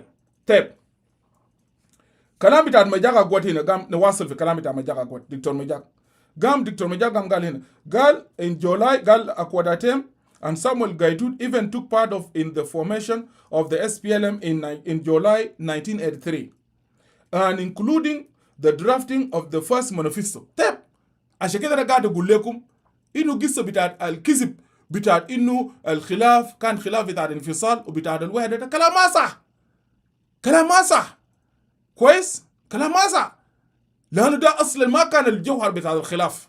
Let's continue which we use till September 1984 المانيفستو ده الشارقوا فوق الناس تاع نيواندا. طيب and which talk about the problem of the Sudan. The manifesto does talk about the problem of Sudan. Gaitut Lokano they are separatists. Why they were allowed to participate in drafting the first constitution of the SPLM? Why? Thank you, my compatriot. Thank you so much. I do appreciate that compliment. Quite? Why? ما ده سؤال. إذا كان مثلا جون جارنج تلقى بتاعه كان the first bullet لما نطلع separatists. Why Dr. John Garang allow Gaitut and Kwadatem leaders بتاع Anyanya 2 to participate in drafting the constitution of the SPLM? We talk about the problem of South Sudan. كلام زي راس ده ناوبي أنا هيد ولا check ولا ده يلفوا الجنوبين just because people they want just to pass whatever they have. This record it is wrong. كلام ده غلط. وليت challenge ourselves كجنوبين. Let's challenge ourselves. أنا بيجي بعدين للموضوع. أنا أرجع للموضوع بتاع الكلام كتب مديد قبل وناس يقولوا ده إنه there some activists بيقولوا جون جارنج he was not a unionist. Yes, he was a unionist, but also a strategic separatist. Nobody going to convince me في الحاجة ده. And even I don't want to convince anybody. This is what I believe. كايد ولا شيء. جون جارنج ظاهريا yes هو الواحد صحيح. رؤية السودان صحيح. لكن استراتيجيا جون جارنج is a separatist. والليلة ده people they try to deny حاجة ده because they want to take out the right at John Garang. John Garang is the father of South Sudan. You like it, you don't like it, that is the truth. ده حقيقة. Because لو كان ما تفكير والاستراتيجية بتاع جون جارنج والناس مشينا بكلام بتاع الناس العاطفيين ديل والناس الايموشن ديل والله لا ده كان جنوبين لاسكم لسه لافي. لو انتم مشينا بكلام والله هنا دايرين انفصال بتاع جنوب السودان انفصال انتوا قالين انفصال ده ليه ولا شنو؟ قالين عافية ساكت امشوا ارجعوا منظمه الوحده الافريقيه لمثلا المنع انه يدعم الحركات الانفصاليه ليه ومشى اتجاه حركات التحرريه ضد الاستعمار ليه ارجعوا للتجربه بتاعت بيافرا في الشمال بتاعت نيجيريا هي كانت تجربه مريره جدا من التجارب بتاعت الحركات الانفصاليه. What are we talking about? Okay, what are we talking about? Isn't let's continue. It was reviewed and reprinted in Libya after the first split in 1984. After the first split. To suit the realities. Yes, Mabadak, Nazal ma yatafu الموضوع بتاع leadership. The Dr. Majaka what he's writing now. So, بعد ما حصل اختلاف, it was redrafted again. It was to suit the realities بتاع الواقع. Yeah, exactly. Aha. Yep. Dr. Majaka what. ما هيتو شغل وينه ما شغل ده ما statics. السياسي العبقري زي دكتور جون جارنج ده زول بيلعب تناقضات تناقضات داخليه تناقضات خارجيه. عشان كده الرؤيه بتاع الحركه الشعبيه ما كانت ثابته. في مرحله من مراحل بتاع نشوء وتاسيس بتاع الحركه دكتور جون جرانج كان لازم يبقى كومونست، كان لازم يبقى مثلا الزول بيتكلم يبقى شويه، كان لازم يجيب مع المعسكر معسكر بتاع منغيسو، كان لازم يجيب مع المعسكر بتاع روسيا ليه؟ لانه اوريدي في الريجن منغيسو وكان ايجنت بتاع روسيا، وجون جرانج محتاج للسلاح ومحتاج لدعم. اذا كان لازم لانه امريكان ده ما كانوا بدعموا، كان لازم يمشي في التجاره. الليله معرض بتاعنا في جنوب السودان واي ذي ار ستراجلينج، ما قادر يظبط النظام بتاع السلفاكير لانه ما لاقين دوله يديهم سلاح، ما لاقين الدوله يديهم سلاح. let us be honest. الناس قاعدين في غابه كم سنه هسه قاعدين كويس ليه؟ لانه في مشكله بتاع الدعم، في مشكله بتاع السلاح. سو جون جرانج كان لازم يلعب بالتناقضات. بعد سقوط بتاع المعسكر الشرقي جون جرانج طوال نط برا منه ومشى للمعسكر الغربي ليه؟ مع استراتيجيات ومصالح. يعني الناس هنا بس دمك مخهم كده بس دم زي ده بس قال والله جون جرانج لا the guy is very intelligent, he knows what he's doing. كويس؟ he knows what he's doing. وده مشكلتنا الليله هسه مع بعض الغيارات بتاع معارض في جنوب السودان they are not able to go anywhere ليه؟ لانه مخهم دمك ثابتين في الافكار ما ممكن يفيد ذاته. السياسي الصاوي العبقري انت بتلعب بتناقضات. you play with contradictions. إذا كان contradiction that they actually towards your realities and your case ماله؟ انت زار ممكن تبقى ميكافيلي، تستخدم الميكافيلية، نظرية بتاع نيكولا ميكافيلي، تبقى زار زول براغماتي، تبقى زول ذاتك يعني ما براغماتي لانه وفق لاجندتك. وده الحاجه اللي عمله دكتور جون جرانج. and I will explain الحاجه دي. okay let's continue. Therefore what ripped Southerners apart in two blood split 1983 and 1991 that we have seen during the second war was for a struggle. Yes, was power struggle. شكرا لك يا دكتور مجاك. دكتور مجاك what he wrote it here. يعني قدامكم هنا في نياميليبيديا.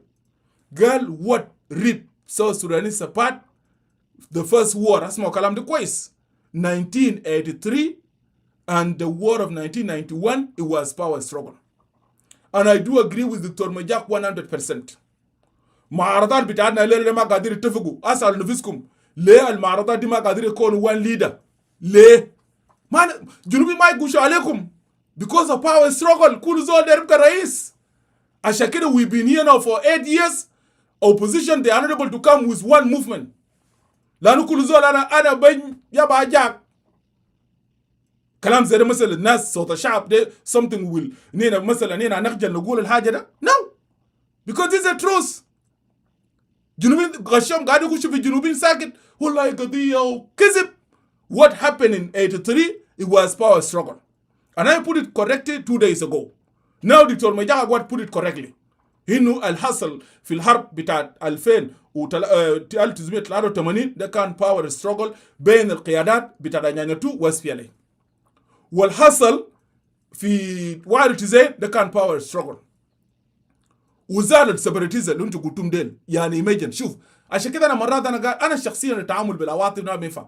نفس السيبراتيست اللي قالوا لي هنا والله وي ار سبليتنج فروم جون جرانج لانه جون جرانج ده ديكتاتوري وكده، هم زادوا جابوا ديكتاتوريين اختلفوا ذاته. اختلفوا. لما كول استمر مع رياض مشار كم سنه بعد السبليت من دكتور جون جرانج. طيب هنا لو قلنا للناس اننا ممكن نعمله منه ممكن يجيبوا تغيير المصير لجنوب السودان if we have to be serious من دون تكون انتوا ناس عاطفيين وقبلين وبتشجعوا اسركم ونشجع الكلام الفاضي راكوه في خريف. ديز النقد انا بقدمه لهم يا قاعد شيلوا الفيديو ده.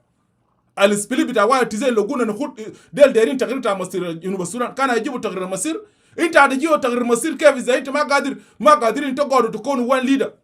إذا دكتور رياض مشار ما كان قادر يتحمل دكتور لما كل الانشقة معه، أنت ما قادر يتحمل الزول اللي انشقيت معه to pursue your agendaكم اللي طلعوا من جون جرانج. ما أنتوا قلتوا جون جرانج ده دكتاتوري جون جرانج شنو طيب أنتوا مالكم اختلفتوا؟ ما أنتوا زاركم يا كنتوا مشكلة ما جون جرانج. لو أنتوا ما كنتوا مشكلة أنتوا زاركم ما كان اختلفتوا ولا كيف يا جنوبين؟ let make it let put the record right. But John Garang remain on the tracks. You remain on it. He used the strategy لأنه بيعرف إنه أي حاجة you will do it without good calculation مع الجلابة you will be a victim of your own. أنت هتكون الفيكتيم بتاعك أنت ولا بتاعت نفسك. And that file خرطوم لسلام أصل شنو؟ جاب نتيجة؟ ما جاب. جون جرانج رياض مشار لازم يرجع للحركة بتاعت جون جرانج اللي طلع منه. ودنا other mistake انا قاعد اقول طيب اذا كان نازل ان يشقوا من قرن دايرين انفصال طيب هم اختلفوا مع اختلفوا مع دكتور لام اختلف مع رياض طيب ليه دكتور رياض بعدك من جاء مع ناس قربينه كل زول وقع اتفاقيه براو ده الناس هسه الجنوبيين ممكن يسقوا ناس ممكن يجيبوا تقرير مصير لجنوب السودان كنا نوريكم الاسامي بتاعت الكلام ده وقع اتفاقيات ثم تكونوا ناس عاطفيين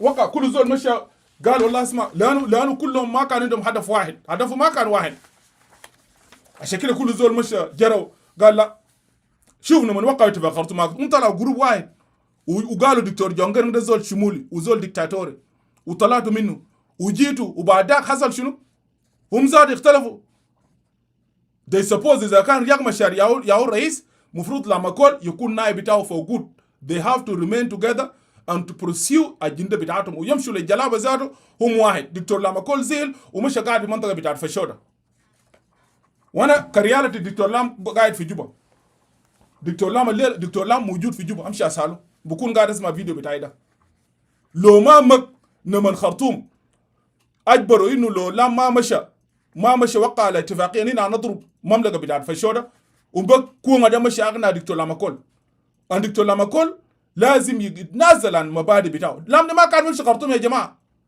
وانا دير زول كل زول يجي يقول لي ادوار what are you talking you are not right and I'm sure that لام كل watching this live video لام من وقع اتفاقيه لام ما كان مش لما هو اختلف مع الدكتوريا مشى وجا قاعد في مناطق بتاعه قاعد في وسط بتاع الجيش بتاعه فصيل المتحد and he was not willing even to sign whatever فشوده رقعه بتاعت فشوده ولا رقعه بتاعت زفت لكن لانه مؤتمر وطني ضغطوا وقالوا نحن لو دكتور لام ما وقع اننا نضرب مملكه بتاعت فشوده سو مكون بتاعت شلو تكون لازم يمشي يقنعوا دكتور لام كول انه دكتور لام كول for the sake of انه this مملكه will not be destroyed go and sign اتفاقيه مع مؤتمر وطني and he signed it and دكتور لام كول he knew انه the agreement he's signing it will not be implemented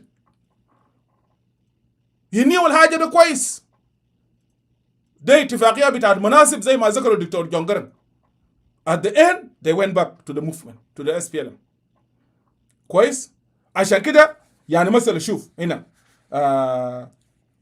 for the United Democratic Salvation Front ده ناس الوقع خرطوم للسلام and South Sudan Independent Movement Army دكتور رياض مشار for the Sudan Liberation Movement SPLM SPLA CDR كربينو كوانين بول chairman and CNC كلهم chairman ده ناس المشغلين من قرن اللي هم بيقولوا قرن ده زول ما كويس number 4 for South Sudan Independent Group SSIG CDR Kwai Mkwai chairman and CNC for number 5 for the Equatorial Defense Forces Dictor Topolius Uchang Lotai chairman and CNC for the Union of South Sudan African Parties USAP Mr. Samuel Arop Bol for the board group Arok Ton Arok chairman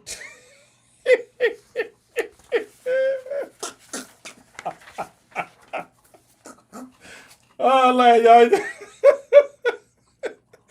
you guys are not serious Jagorle you want to come and make argument with me for fishing you want to argue with fishing ناسيتو عندك أجندة ما قادرين تتفقوا كل زول عامل نفس الرئيس ده ما يوم مشكلة بتاعنا الليلة ده أي زول عامل نفس الرئيس جنوب السودان anybody داير كرسي بتاع سلفاكير تفتكر إني أنا أمشي أي محل عشان كده أنا كيد ورنا قاعد أشكر ربنا إنه يا قرن والله يا قرن الله ده أنت كبير وكريم لو قرن ده مات قبل التوقيع بتاع السيفيا كان حصل شنو كان والله كان طار لكم يا جنوبين you guys let me tell you والله العظيم لو قرن ده كان مات قبل السي بي اي وخلانا مع دي قالوا لسه قاعدين في قاعه ما وقعوا اتفاقيه هم زاروا كان فرتقوا نفسهم كان شاغلوا موضوع بتاع باور وطموات واعمال بتاع جنوب السودان كان انتهت كل زول يجي يقول لي يو ار رونج خلينا let me tell you جنوبين عشان كده we thank God قرن عنده اخطاء بتاعه وفي خطا انا قدمت له نقد قبل يومين انا بقول عنده اخطاء بتاعه لكن for the most part قرن ده was intelligent وقرن is the reason جنوب السودان الليلة دولة is the reason هو reason ان الليلة دولة ده تفكير بتاع دكتور جون قرن لأننا زادنا لو كنا مالتا جون قرن أنا ما ناس انفصالي والله كان جينا لكم انفصال لا هذا كنا بنتكلم في السودان كنا لا هذا بنتكلم والله كنا قاعد نتكلم انفصال وانفصال لكن أنا أوريكم الاستراتيجية اللي استخدموا جونجرن كان شنو. أوكي نقطة to support كلام اللي قالوا هسه اللي قالوا الدكتور مجاكا قوات في كتاب هنا ده الشارك فوقه جيمس أوسماي ودين أبود كوال. I'm reading page 28. I'm quoting page 28. قال following that meeting لأنه في meeting حصل Uyai Dengajak was being interviewed. Indeed, during the meeting, an agreement was reached in principle. The different group must be united under one command. Okay, let me go back. The calamity Uyai Dengajak. Uyai Dengajak, the writer is quoting General Uyai Dengajak. But let me go back. عشان الكلام إنه والله أول تلقى ضد الانفصاليين وكلام الفاضي ده. أنا شخصيا I don't buy kind of this rubbish. I'm quoting. Let me quote.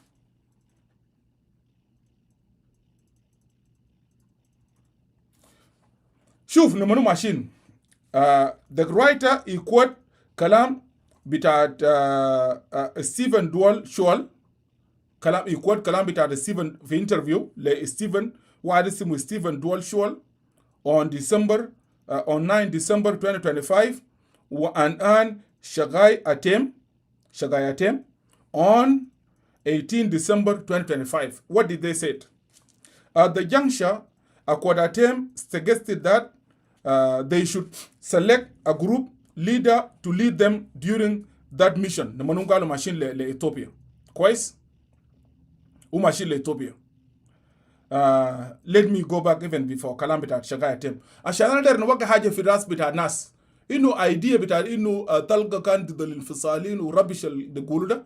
I disagree with haja da. لأن انت ذاتك بتطحن Garang زار بيطحن في الاستراتيجية بتاعه في ورقة بتاعه الكتبه لجوزيف لاغو وقال بيطحن في الانترفيو بتاعه مع عروب مدود لأيزول كده الانترفيو ده. إذن دكتور جون جرانغ انفصالي زي جوزيف لاغو وزي رياك وكده ولما كل لكن جون جرانغ هو استراتيجي بس خلاف بتاعتنا مع جون جرانغ وناس كثيرين لأنه كان استراتيجية for pursuing الهدف بتاعه independent أو بتاع self determination لأنه لو جابوا دايرة كده it will not work out. What did he say هنا؟ قال when yeah okay just let me yes okay let me read from the beginning عشان للناس كتيرين. Let me read the quotation. Let me start reading from page 26. قال هنا the conflict between the soldiers of the battalion 105 and 104 or 104 and 105 battalions commanded by Colonel Dr. John Garang de Mobior, Major Garbino Kwanyin Bol, Major William Nguyen Ben, and Captain Salfakir Mayardit, and the politician under Kwadatem Di Mayen and Samuel Gaitut. A conflict between each group mentioned above and the Anyanya 2 in Bilfang. The formation process of the SPLA in mid-1983 had witnessed many differences among the leaders, especially when Colonel Dr. John Garang called a meeting in Morol cattle camp in Nasir area on 27 May 1983 with 55 non-commissioned officers and COS of Bor Garrison 105 Battalion who rebelled against the government. The meeting was attended by Colonel Dr. John Garang and Captain Salfakir Mayardit before the arrival of Major Carbino Kwanyin Bol, commanding officer of Bor Garrison, who had been wounded during the attack on Bor by government forces on 16 May 1983. And Dr. John Garang will prove kalane baden anena aniji fil hajada fi video. And Major William Nguyen Ben, commanding officer of Ayot Garrison. Akwadatem Di Mayan was not called to the meeting. The bidaya bit al khilaf. Listen. عشان كده دي بداية بداخلها they were good. And then called to the meeting because it was meant to be between the soldiers. Nasa Quadatem وقايتود كانوا suspicious إنه meeting at John Garang نادام بين سلفاكير وال55 من عساكر والضباط الجو بتاعت 104 105 ده ليه ما نادونا في الاجتماع ده. So when he learned about that meeting, Quadatem Dimayan called for a meeting the following day, inviting only Dr. John Garang and Lieutenant Colonel Francis Ngor from the officer's side. Okay, Samuel Gaitut, who had arrived the day before, was to attend the meeting from the side of Quadatem, Kalamda, Deng, 2005, page 129. Colonel ده كلام ده جاي من كلام من صفحه بتاع دين كولا بوت يكودن دين كولا بوت هنا. Okay, let us continue. Colonel Dr. John Garang suggested that the Captain Salva Kiir Mayardit and Mr. Shagai Atem should attend the meeting. And however, only Captain Salva was accepted. The purpose of the meeting was to discuss the formation of the movement that would lead the struggle of the Sudanese people to victory. Sudanese. And Quadatem here, it was talking about the Sudanese. It was not talking about the Southern Sudanese. Let's continue. The power struggle started from that meeting. Al-meeting da. Del hitta. Al-uda kalama galu gibel. Dr. Majaka Agwad. Innu al-khilaf bita bayan al-anyanetu wa SPLM, SPLA in 1983. It was a power struggle. It got nothing called this separatists or this nonsense people are quoting. Let's go ahead. The power struggle started from that meeting. While they were in the meeting, the host country, Ethiopia, sent a letter inviting for, namely Dr. John Garang, Dimobior, Captain Salva Kiir Mayardit, Quadatem Dimayan, and Samuel Guy to go to Gambela for an interview to ascertain why they had left their country. Demongisi another kalamda. Udel hita alana namanana atana namanana shilta kalam bita Charles Deng, which actually was not understood. Ana Egypt le hajada because ana shilta kalam bita Charles Deng testimony bita killing bita difference between John Garang and Martin Majer because of this thing. Because of a statement. ودانا انا ما ربطت بالرؤيه بتاعت جون جرن انا كنت قاعد اقول الحاجه مكوتن حاجه ده للطريقه بتاعت فشل الحاصل في جنوب السودان الان انا will come to it بعدين في النهايه بتاعت الفيديو. Quadatem Dimayan and Samuel Gaitut to go to Gambela for an interview وكده ليه مثلا نازلهم طلعوا من دولة بتاعتهم ده منقصوا على مريم. At the juncture, Quadatem suggested that they should select a group leader. ده Quadatem يختار group leader. A group leader to lead them during the mission. Dr. John Garang was of the opinion that they should not select a leader. Listen, they should not. ده نفس الكلام الحاصل هسه بين المعارضات بتاعنا يوم ده. ملون كان بقول لازم المعارضات اللي نختار قائد واحد في ناس ايمانويل وبقولوا لا منين ما محتاجين معارضه يكون قائد. خلينا نمشي كده بس.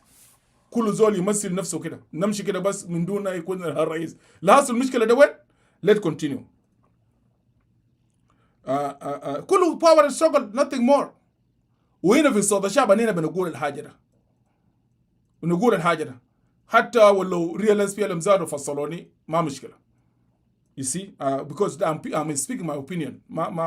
بالذات I am representing myself in في صوت الشعب. Quadatem قال we select a leader. Dr. John Garang opinion that they should not select a leader since they were only going for an interview and each one should be asked his own opinion. لا اسمع ده تكتيك ده راجل استراتيجي. Garang ده my strategy. They could not resolve the matter. So they move on foot up to a helicopter on 22 June to fly to Gambela. Ladi يوم 22 June 1983. The venue for the interview, they were taken to Etang after the interviews with Stephen Dual-Scholl on 9 December 2025 and Shagai Atem confirming al-Hajani.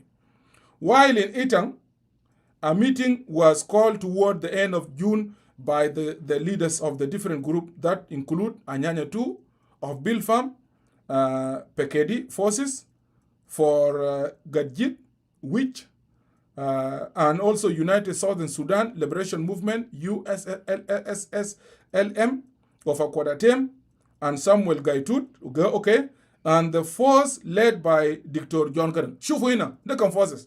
Let me read it again.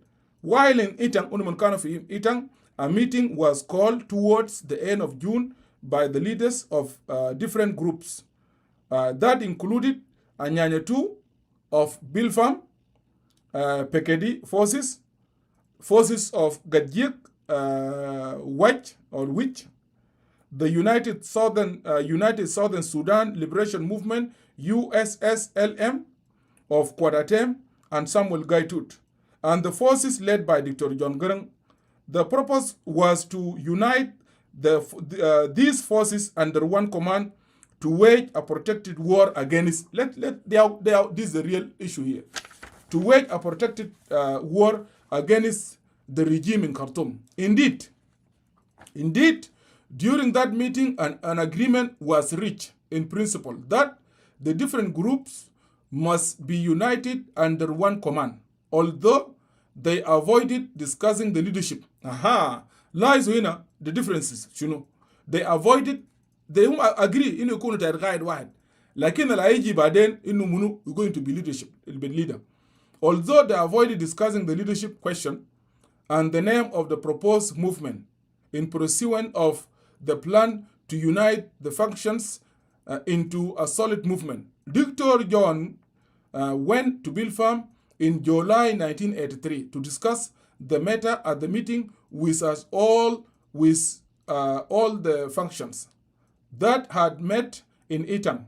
Some of leadership figures of Anyanya 2 who could not attend the Itang meeting were present, although all the factions agree in principle to have one movement. كلهم agree to have one movement.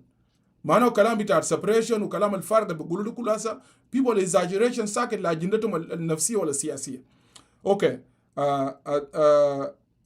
a principle to have one movement, but the questions related to the nature of the leadership and the name of the movement were not discussed. شوفوا الحاجة اللي ما ناقشوا شنو بس ده شنو اللي هي الاسم بتاع movement و leadership. وزي ما قالوا قبل دكتور مجاك معناه خلاف الحصل في 83 بين يعني 2 و SPLM ده خلاف بتاع نيم وخلاف بتاع قيادة ده منو هيكون قائد. Okay, let's continue. Interview with Lieutenant General Uya Denga Jack 18 May 2007. As الكاتب مش عملوا interview مع Uya وقال الكلام ده. General Uya is still alive. لو anybody doubt الكلام ده go Uya guide في يوغندا ولا في نيروبي. We can bring it here also to confirm الحاجة في صوت الشعب. لأنه في ناس دايرين يزوروا التاريخ بتاع جنوب السودان. Following the meeting, a series of meetings were held specifically to discuss the name and the envisaged organization would adopt. Several names were suggested, including new forces, including Al-Asma, including new forces, 104 and 105 battalions, or برضو في اسم تاني Southern Sudan Liberation Movement SSLM. لحد هنا ما في إيشو بتاع الوحدة وما في إيشو بتاع الانفصال to إنه ده مشكلة ما في الكلام هنا. However, the discussion did not result in an agreement on a name.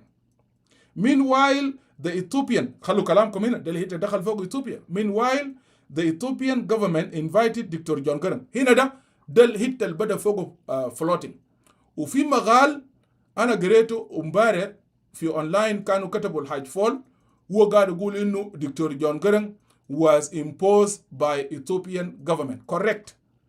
ليه؟ لأنه إثيوبيا دير الزول اللي يبيع الأجندة بتاعه الزول المتفق معه في الرؤية والخط الاستراتيجي المفروض يمشوا عليه. كلامه ده صح. Correct. Meanwhile, the Ethiopian government invited Dr. John Garang, Inada John Garang, Samuel Gaitut, Salva Kiir, and Akwadatem, Nadom Tani, who were later joined by Joseph Udua. Listen, Joseph Udua, also a politician, because woman as them, I don't know, he joined them to visit. Maana kida mashe kam nafar 5 نفر الناس الحكومة الإثيوبية نادهم نما ما يتفقوا على الاسم وما يتفقوا على leadership. Let me read it again. Meanwhile, the Ethiopian government invited Dr. John Garang, Samuel Gaitut, Salva Kiir, and Akwadatem, who were later joined by Joseph Udua to visit Addis Ababa to meet with the Ethiopian authorities. They were asked to present the manifesto of the Revistiting movement to the Ethiopian government. Let's listen. Where they explain the objectives and goals of the proposed organization.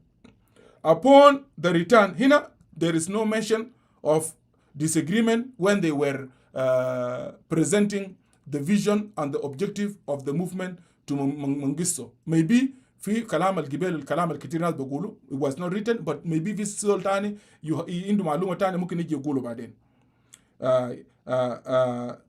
Explain the objectives and the goals of the proposed organization. Upon their return from Addis Ababa in August 1983, the 5 leaders adopted the name. The 5 leaders, listen. The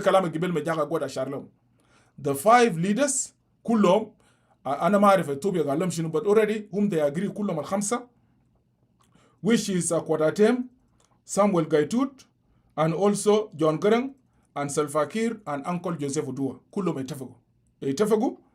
The 5, upon their return from Addis Ababa in August 1983, the 5 leaders adopted the name of the Sudan People Liberation Movement / Army, or the SPLM, SPLA. Okay, we should ask a question. Did somebody force them to adopt the name? If في مشكلة بين انفصالين وunionists, how come they came back from Ethiopia and they agree? Were they forced by Ethiopia government to adopt the name بتاع Sudan People Liberation Movement? Let's move forward. It is very important. Okay, let's go ahead. That means لعدي formation بتاع الحركة الشعبية أكواداتيم Uncle Joseph Udua وسامويل جايتوت هم كانوا ما عندهم مشكلة باسم بتاع Sudan People Liberation Movement because they came back and they adopted the name. Okay, let's continue.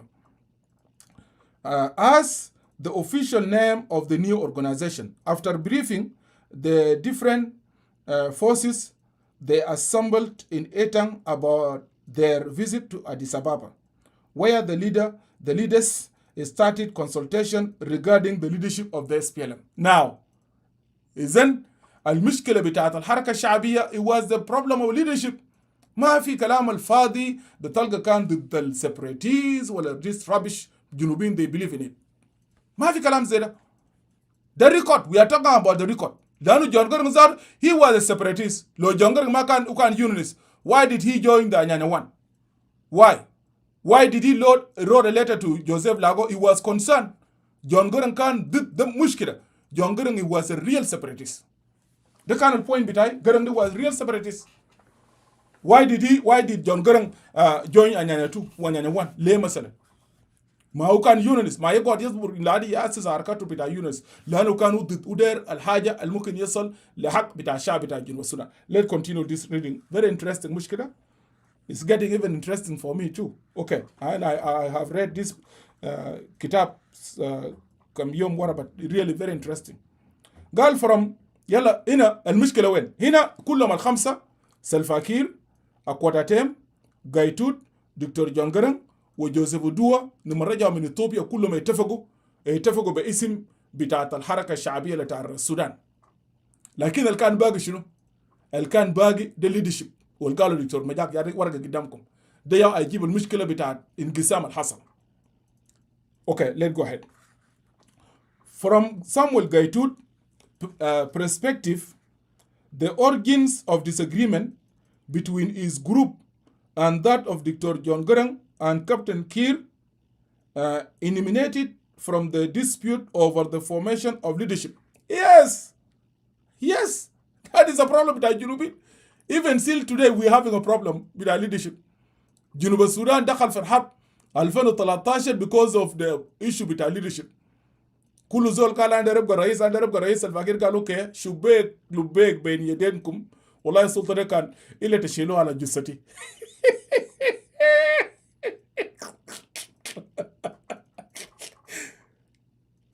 That while we are in mess today, we are in mess because of that power struggle. Huh?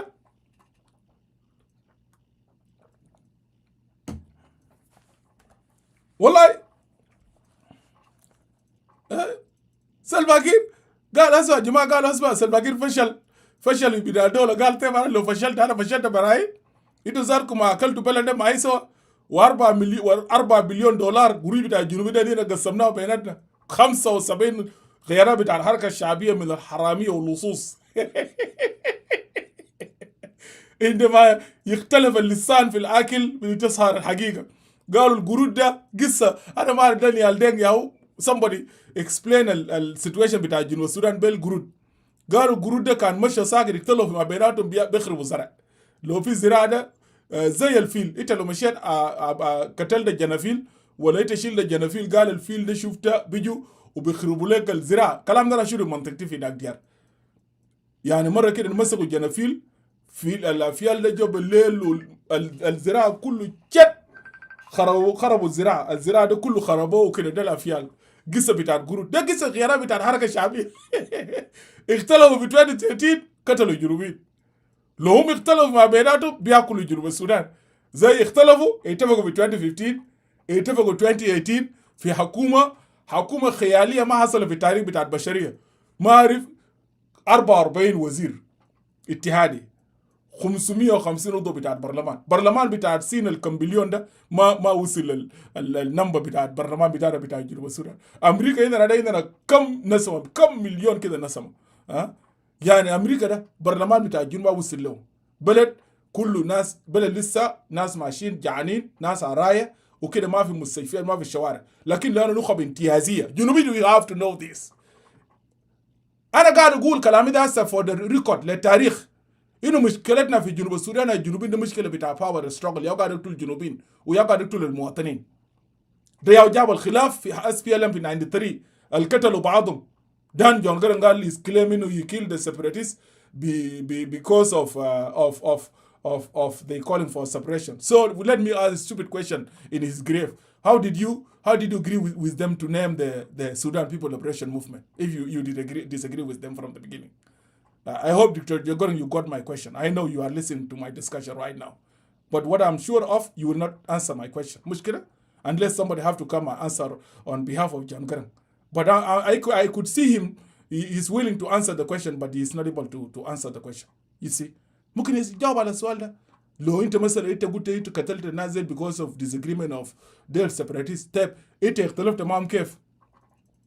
اختلفت معهم كيف في اتفقتوا كيف انه تكونوا حزب بتاع حركه واحد؟ الناس دي اختلفوا في ليدرشيب، وده حقيقه لاجيال بتاع الشعب بتاع جنوب السودان ما يكذبوا على ناس وكده. اوكي let's move, let's continue reading. Yes, leadership. Yeah, ده from Gaitut perspective.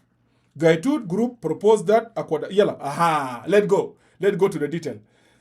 وبعدك ننتهي. Dr. Garang and Captain Kir eliminated from the dispute over the formation of leadership of new movement, new movement. عشان كده أنا قاعد أقول للجنوبين you guys you underestimate زول اللي اسمه سلفاكير.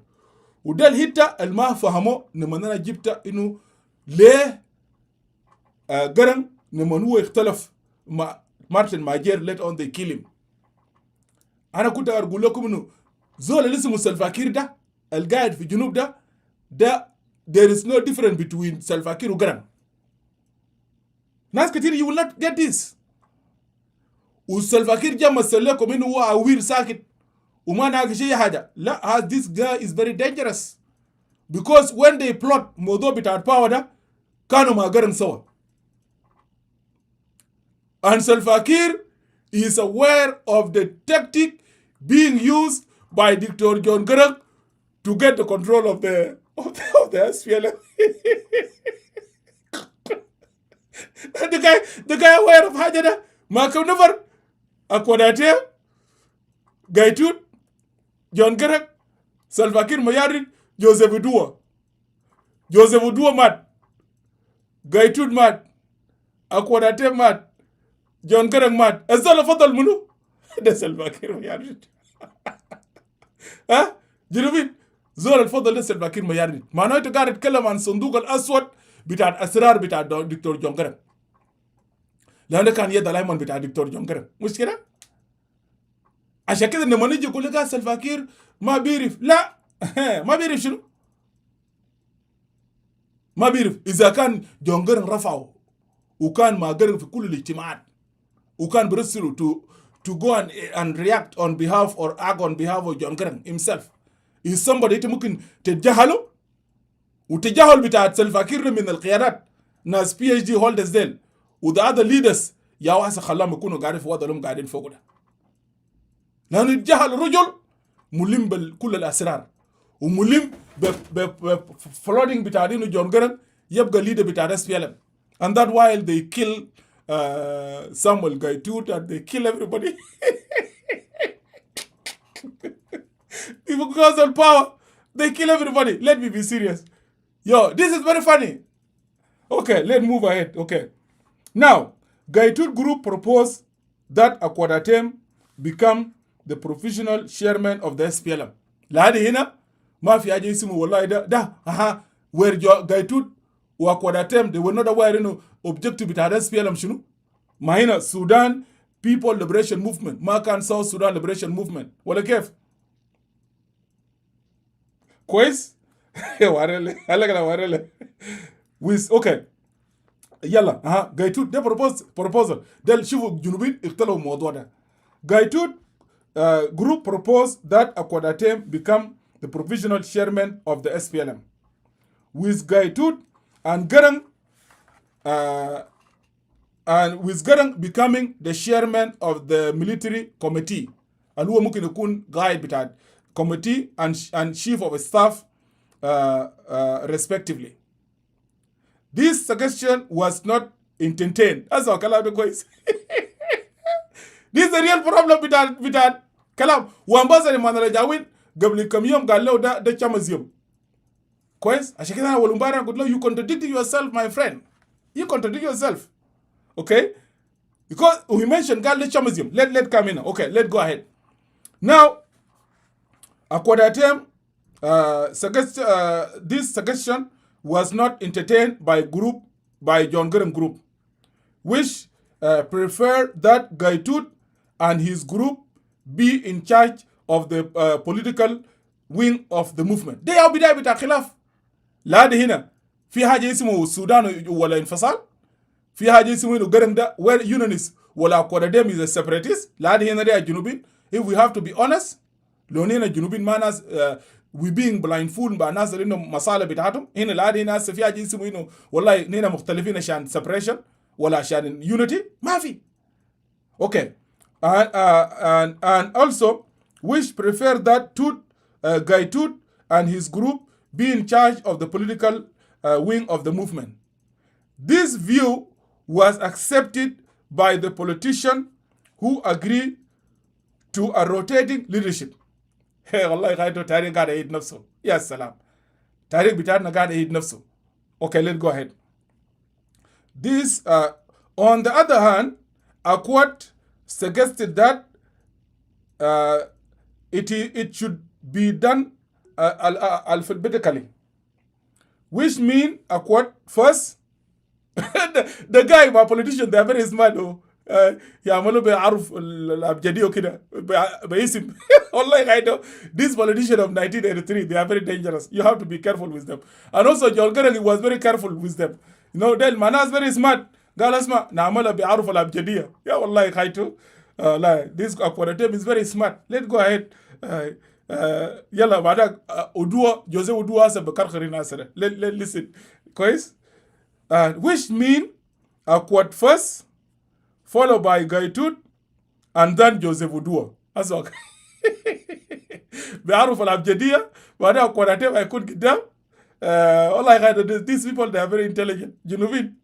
You see, very intelligent. The girl Akwadathem first, Gaitut, the second, and then the last person will be Joseph with Udua. Udua, because with the proposal with our Kwadate, with our Shatara, Udua objected. Udua objected to these suggestions on the ground that the leadership would be taken over by the Upper Nile as a Kwadatem and Gaitut and John Garang, which is true. Look to see a joke. Huh? This is very funny. Look like very funny. Okay, let's go ahead. While Garang and his group would control the military wing. Tut, 1984, page 2. The Ethiopian authorities who were in contact with John Garang through their embassy in Khartoum in the early days favored idea that Dr. John Garang and his group should take the leadership of the movement have failed to convince the Ethiopian and Dr. John Garang group to accept the suggestion. Akwadate and his group decided to desert Etang, went to Sudan on 3rd of September 1983. Now, للناس اللي قاعد يقولوا قال جون جرن طلقة بتاعه دقاو ضد الانفصالي ده دقاو وين؟ دقاو وين؟ جون جرن دق طلقته ضد الانفصاليين بعد ما جون جرن ومجموعة ناس جوزيف ودوا قراتين ما يتفقوا في بداية يتفقوا لكن جوزيف ودوا نطفوا قال له نينا مشينا بمقترح بتاعت قراتين معناه على نيل كل ما يشيلوا القضية يشيلوا موفمنت معناه نينا ناس وايدة نكون بلاط ساكت ما عندنا فايدة. بعدك إثيوبيا هنا ده الكلام اللي قبل أنا قلت قالوا دكتور الحاج في مقال أنا تقريبا اسم مقال ده I put it somewhere كويس ولا تقريبا I printed الحتة دي. He wrote an article في النهاية بتاعه قال إنه جون جرن was فرضه حكومة الإثيوبية وصل لحسته. ده كلام الأخير هسه المكتوب في الكتاب إنه فعلا في النهاية لما ما يتفقوا موضوع بتاع leadership إثيوبيا حكومة الإثيوبية دخلت وقالوا لا أنا هنا جون جرن you take it over. وده كان بداية بتاعت خلاف. بعد ذاك هم شاكلوا فيما بيناتهم. نحن هنا ما نقول أنا شخصيا ما نقول إنه طلقة بتاع جون جرن كانت ضد الانفصاليين. ليه؟ لأنه الخلاف فيما بيناتهم ما كان خلاف حول الوحدة والانفصال. مشكلة دي جانب. إذن قاعد هنا it is clear to everybody watching this live video. قاعدين هنا ساعة ونص لسه هنا الزمن لأنه لسه we did not finish yet. طيب كثير يعني كثير من الناس في جنوب السودان هم بيختزلوا فكرة بتاع الدكتور جون جرن بكل البساطة في إنه جرن ده وحدوي أو انفصالية. كثير من الناس بيختزلوا حاجة ده. يعني ناس في زول يجي يقول لك لا جون جرن ده كان وحدوي بس وزول يجي يقول لك إنه جون جرن ده كان انفصالي. أنا لما أنا قلت قبل كم يوم أنا قلت هنا يا جماعة يعني الكلام ده هسه إنه جون جرن تفسير بتاع جون جرن تفسير بتاع الفكرة بتاع جون جرن إنه انفصالي وده والوحدة وده أنت ممكن تشوف إنه كل الكلام ده بكل البساطة لكن في بساطته ده لا يعكس التعقيد بتاع المشروع السياسي اللي طرحه دكتور جون جرن في عام 1983 لأنه أنت لما تصل لمستوى بتاع تبسيط إنك تقول جرن ده انفصالي ساكت كده وتجرد الوحدوية منه أنت ما قاعد تعكس المشروع. لما أنت تقول إنه جون جرن ده وحدوي وما انفصالي أنت ما قاعد تعكس التعقيد بتاع دكتور جون جرن ولا أنت ذاتك قاعد تفهم بتشرح الفكرة بتاع دكتور جون جرن كان شنو. Let me explain في الجنوبين. جرن لن ينطبق أو لم ينطلق جون جرن يعني لم ينطلق تفكير بتاع جون جرن من الثنائية بتاعة الوحدة والانفصال ما ينطلق بالمستوى ده. وده نقطة الناس كثيرين ما فهموا الحاجة دي وليت مي اكسبلين ات. جون جرن تفكيره المنطلق الفكري والاستراتيجي بتاع دكتور جون جرن لم ينطلق من الأرضية بتاعة الوحدة ولا أرضية بتاعت الانفصال. وده الخلى إنه العبقرية بتاع الدكتور جون جرانج يكون متميز وينجح في إدارة بتاعت الحركة الشعبية لتحرير السودان. ليه؟ لأنه التفكير بتاع جون جرانج انطلق من منطلق بتاع تعليل سياسي علمي ومن منهجية بتاع التعليل أعمق للأزمة بتاعت الدولة السودانية نفسها. ليه؟ وده الهيت اللي جاب فيه كونفيوشن للشماليين وللجنوبين. ده الهيت اللي خلى انه شماليين كتير ما قدروا يقرأوا التفكير بتاع دكتور جون جرانج خالص. they fail. قال والله في ناس انتوا لو لاحظوا زمان في مؤتمر وطني كانوا بيجيبوا جرانج بالسنون، قالوا جرانج ده انفصالي وخاين وعميل وكده. كلامنا من زمن بتاع قبل السقوط بتاع ناس الصادق المهدي. ده اتجاه كان بتاعتهم اتجاه بتاع دكتور جون جرانج. ليه؟ لانه جون جرانج كونفيوزن. جون جرانج انطلق من ارضيه بتاع تفكير مؤقت كويس في تحليله للازمه بتاع السودان. لو كان انطلق من ارضيه واحده بتاع الانفصال وبتاع الوحده ما كان في جنوبين ممكن يجيبوا مع دكتور جون جرانج. وده نقطه اننا متعين نناقشه. الناس البدايه الناس اللي مروا دول كانوا منو؟ ده مع الجنوبين كانوا في جلابه والدقوا السلاح ضده كان منو؟ وجون جرانج كان قاعد يقول انه انيانيا توده انيانيا ده ما الجيش بتاعه ما يصابه في الجيش السوداني. جون جرانج كان قاعد يتكلم عن بيتكلم عن افغانستانيين، ما كان قاعد يتكلم عن جلابه، كان بيتكلم عن شماليين. لكن لانه كان بيري في انه عدم دمج انيانيا تو ده ضمان بتاع حمايه حقوق بتاع الشعب بتاع جنوب السودان. الزول تفكيره تعبان وضعيف ما بيفهم الحاجه ده. عشان كده جون جرانج في اطار بتاع تحليله ودوش كونفيوز ناس كثير جدا من السياسيين والاكاديميين في السودان. كان بيرى ان مشكله السودان ليست مجرد بتاع صراع بين الشمال والجنوب، بل ازمه بتاعت الدوله نشأت حول حيمنه بتاعت المركز السياسي وثقافي واقتصادي في خرطوم على بقيه بتاعت الاطراف. وكلام ده واضح في مؤتمر الاجتماع اللي عمله جون جرانج في لندن اللي كان فيه رياض مشار، وجون جرانج يتكلم وانا هشغله بعد شويه. ده اخر حاجات انا هشغله كويس. اذن من هذا التحليل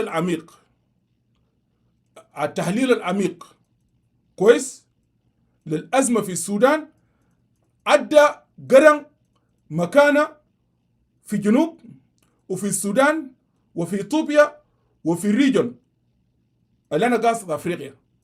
حتى الدعم بتاع الحركه زادو جاد من معمل جامعه، جاد من مصدر واحد لو انتوا تتذكروا الحاجه ده. ومن هذا التحليل العميق بتاع الدكتور جون جرانج نشأت رؤية المعروفة أو رؤيته المعروفة بالسودان الجديد.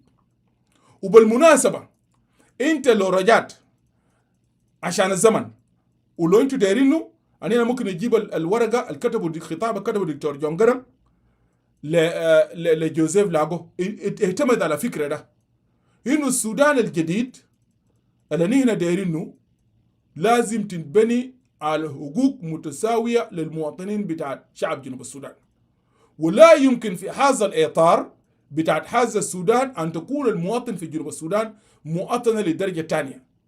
إذن إما فرضية بتاع سودان جديد ألماني كويس بتساوي فيه كل السودانيين، وجرانج ولا دكتور لام ولا دكتور رياق ولا جوب ولا إدوارد ولا تريزا ولا الحاج ولا جنكور عندهم حقية إنه يتنافسوا في كرسي بتاع السودان دون أن يشعروا بالتمييز ودون أن يشعروا بإنهم مواطنين من درجة تانية زي ما الزمان هنا.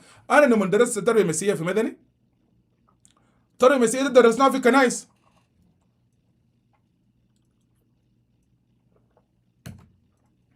بيطلعونا برا. لما نيجي التربية الإسلامية أنتوا يا جنوبيين دار الله برا، داير تقعد تبقى مسلم تدرس تربية إسلامية، ما داير أمشي أقعد الشجرة. خطر خير الكنيسة وقفت معنا وربتنا وعلمتنا، لأنه المادة الدين كان المادة الأساسية. لو أنت ما عندك دين ما عندك جامعة. مش إذن التحليل بتاع التفكير العلمي والمنطقي بتاع دكتور جون، ليه دكتور جون انطلق من الفكرة ده ليه؟ لأنه دكتور جون انطلق من المنطلق بتاع اتفاقية بتاع 72، وانطلق من التفكير بتاع أهداف بتاع أنيانيتو.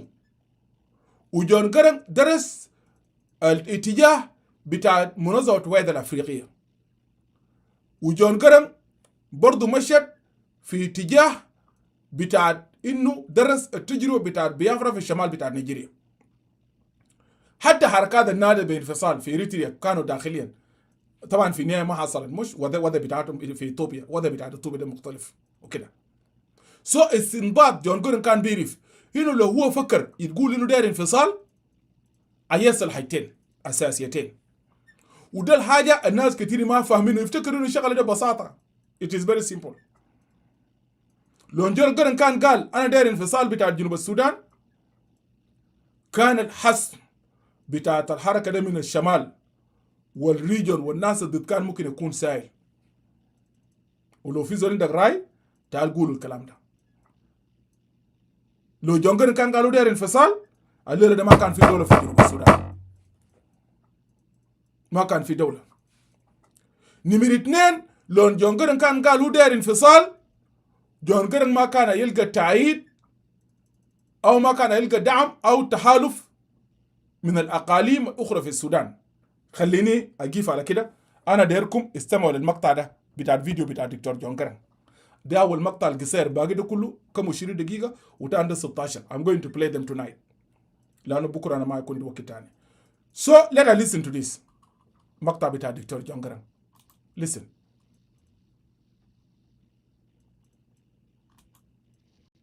If you say you are fighting for an independent South Sudan, you cannot get allies among the oppressed people of Sudan. We came out with the vision of the new Sudan, so as to have a gender category to which people can identify, whether you are in the south or in the Nuba Mountains or you are in Blue Nile, and you are oppressed. You have something, you have an axe to grind with Khartoum. If you say you are fighting for an independent South Sudan, you cannot get allies among the oppressed people of Sudan, because they are not all South Sudanese. The Nuba are not. And by the way, our Arabs were the Nuba. They were the ones fighting us against Khartoum. Actually, the Sudanese army was more than 50% Nuba. But now the Nuba are part and parcel of the SPLM and SPLA.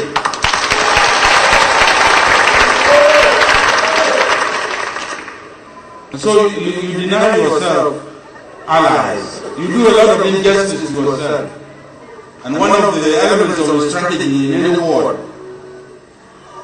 from the Greek wars, Peloponnesian wars, is alliances. Even in the present day, is alliances. People talk about the war in the Middle East, the war in Iraq. People talk about alliances. However strong you are, in terms of time, you want allies. Defining, putting yourself in the shell of a unity denies you allies. Okay. قبل ما انا امشي للكلام بتاع دكتور جون، انا شايف ناس قاعدين وتعليق الروم ده ما عنده علاقه بعايز ولا جماعه. انا اي نو الجريفنج ده ما عنده علاقه ده معنى ما ام نوت ريسبوندينج لزول. انا قلت الكلام ده. So please الناس بتكتبوا ديل stay out of it please. بليز خلينا نحترم بعضنا. الروم ده ما عنده علاقه بالرد لاي زول. ومخترع بتاع تيتو كان امباسادور ايمانويل كان قال رفض الحاجه ده، انه ما داير يناقش. وانا قلت الكلام ده في روم ريكوردد في يوتيوب بتاع دايفرسيتي، انه انا اجي ارد لكن عشان اشرح الاتجاه وات هابن اكزاكتلي. ده ما عنده علاقه بالرد لايمانويل للناس اللي بيتكلموا ديل. سو بليز الناس اللي بتكتبوا ديل بليز deserve your comment to yourself. سو انتوا لاحظتوا التفكير بتاع الدكتور جون جرانغ، وده كلام الناس كثيرين، وعشان كده انا قاعد اقول في ناس ما فاهمين ما فاهمين طريقة بتاع التفكير والاستراتيجية بتاع الدكتور جون جارنج كان شنو. كلامنا اللي قلت جون جارنج قال لكم، قال لو هو مثلا لو كان قال أنا داير انفصال بتاع جنوب السودان، جون جارنج كان هيكون عنده مشكلة.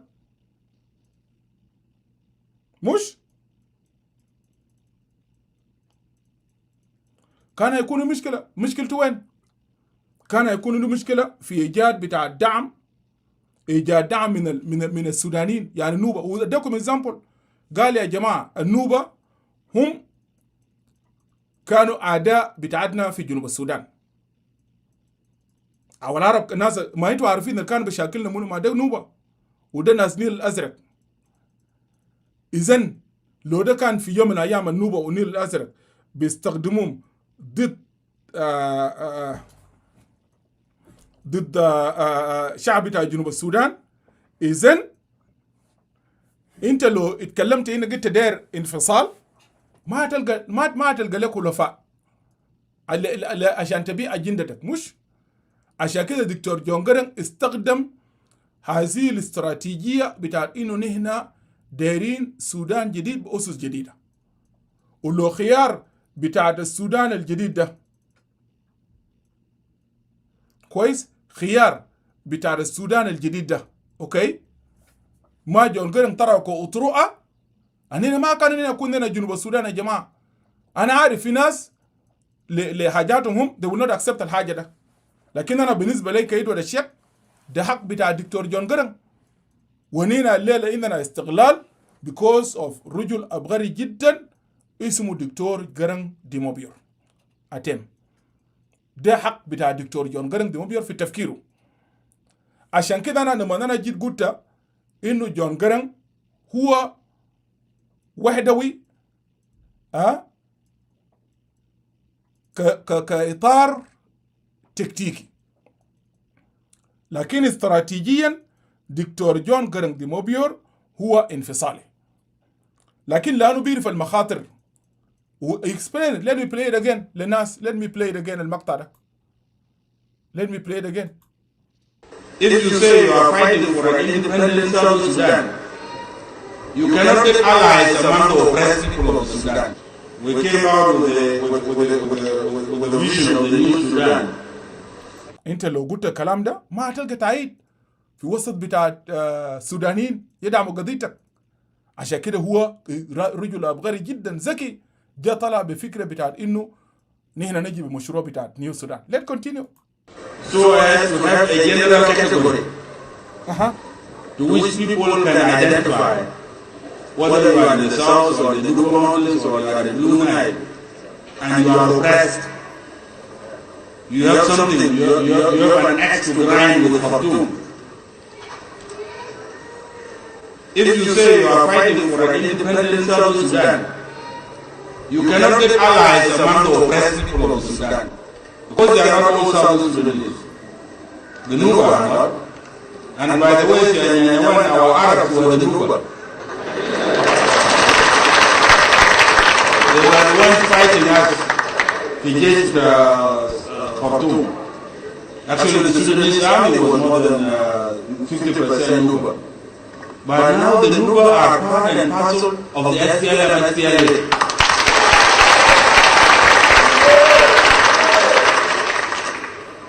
So you deny yourself allies. You do a lot of injustice to yourself. Exactly. And one of the elements of strategy in any war, from the Greek wars, Peloponnesian wars, is alliances. Even in the present day, is alliances.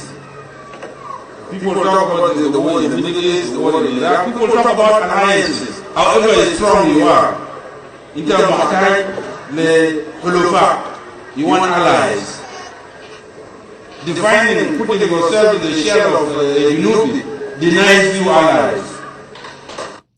كده جنوبين انتوا فهمتوا انا لما انا كنت قاعد اقول انه الانفصال هدف استراتيجي لدكتور جون جارنج ديموبيور. Let me say it tonight.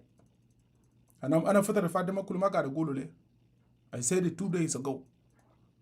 انا نيو كلنا بنعرف، وعشان تعرف كلام بتاع دكتور جون جرنج ده امشي اقرا ورقه بتاعه لعبل الير، امشي اقرا انترفيو بتاعه مع عروب مدو. This is one of very important interviews بتاع دكتور جون جرنج. He has explained everything clearly, everything. We can go through that because we are talking about the record. So إذن لما نقول إنه دكتور جون جرنج he was not a separatist, you know what we're doing?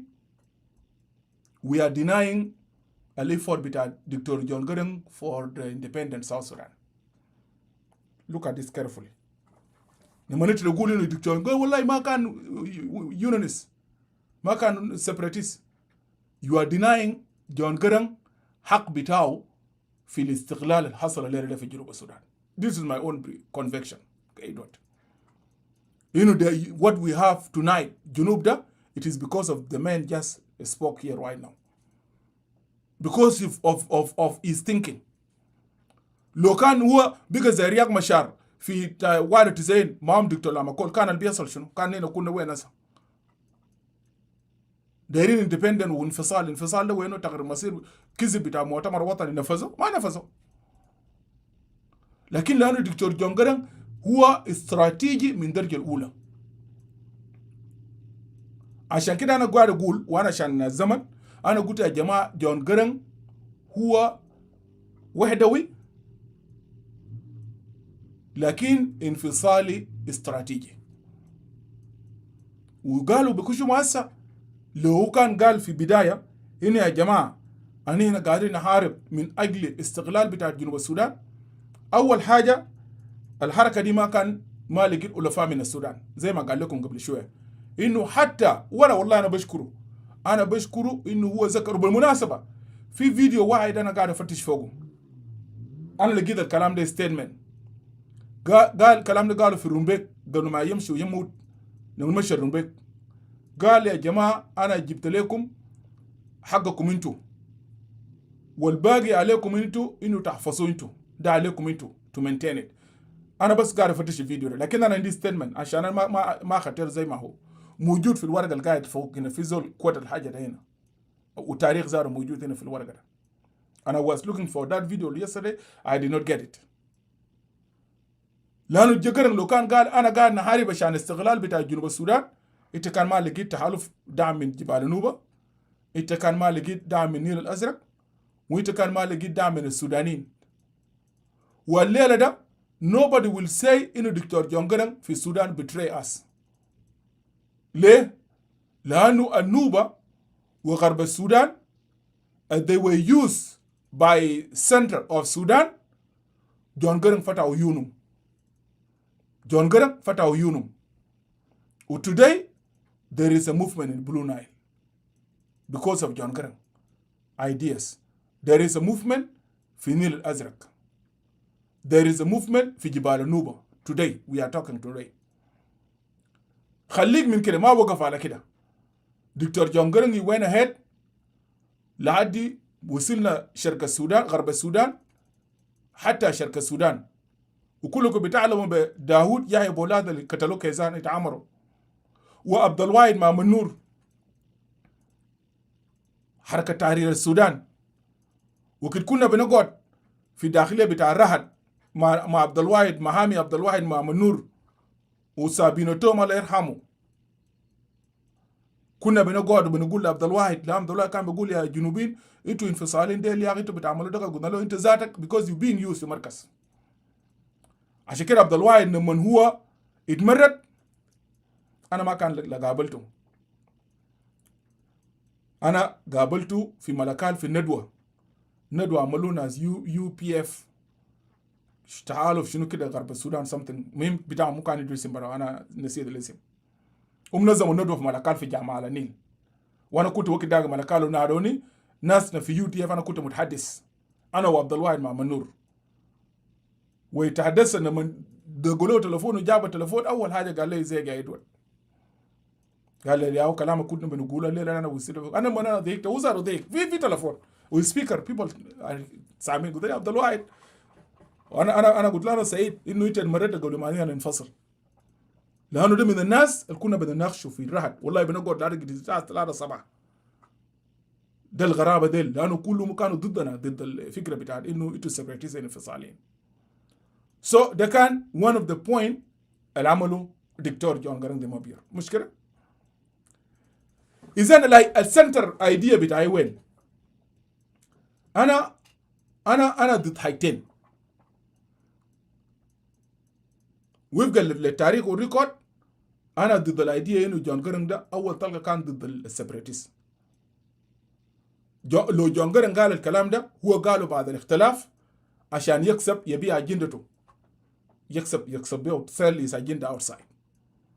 لو هو قال الكلام ده. نمرة 2 انا قلت انه جون جارانج هو سيبراتيست، والفيديو الحس انا شغلته ده دليل. والدليل الثاني ليته بتاعه لجوزيف لاغو. والدليل الثالث انترفيو بتاعه مع روبرت. بتقدر تقرا افكار بتاعت دكتور جون جارانج كان صابي لوين. كويس؟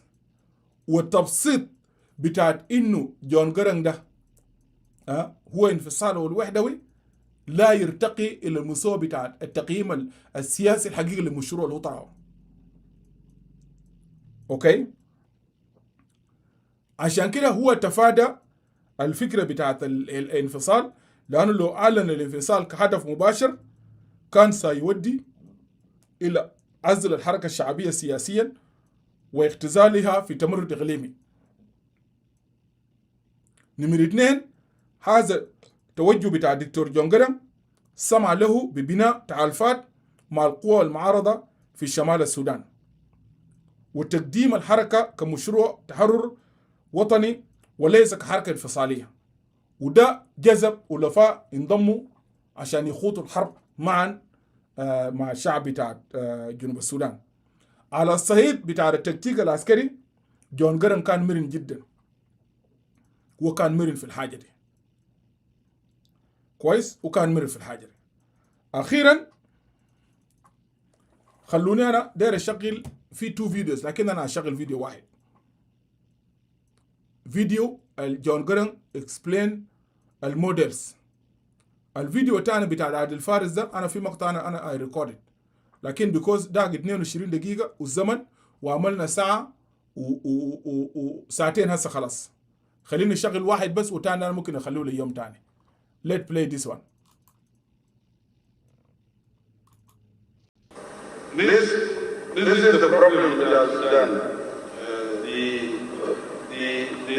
The definition of Sudan, in my view, what is objectively true, means Sister of Hamsi has been exclusive. It has excluded others.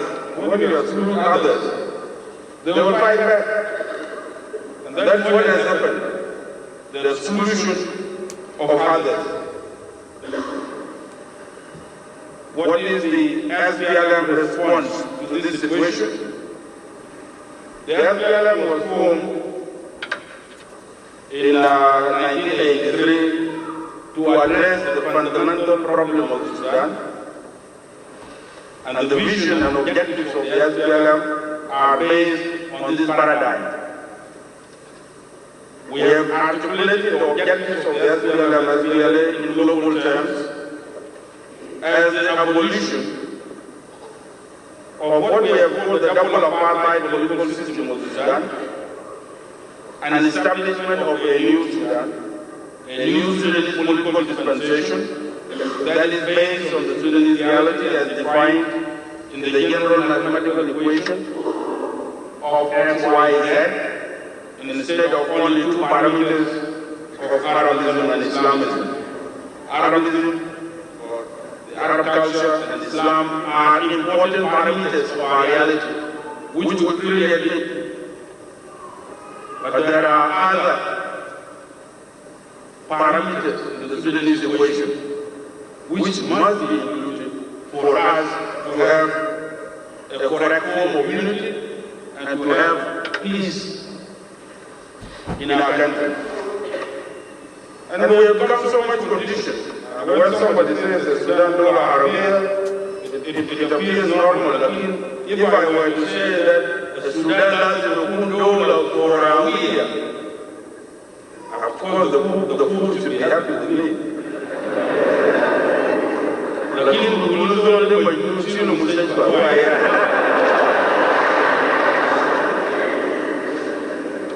But when somebody says Sudan dawla Arabia, they don't say take you to the hospital. It appears normal. It is not normal. It is wrong.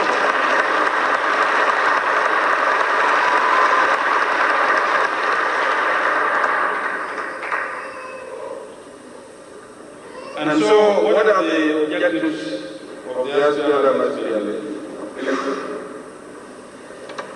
I'll define them as consisting of three interrelated outcomes to the struggle.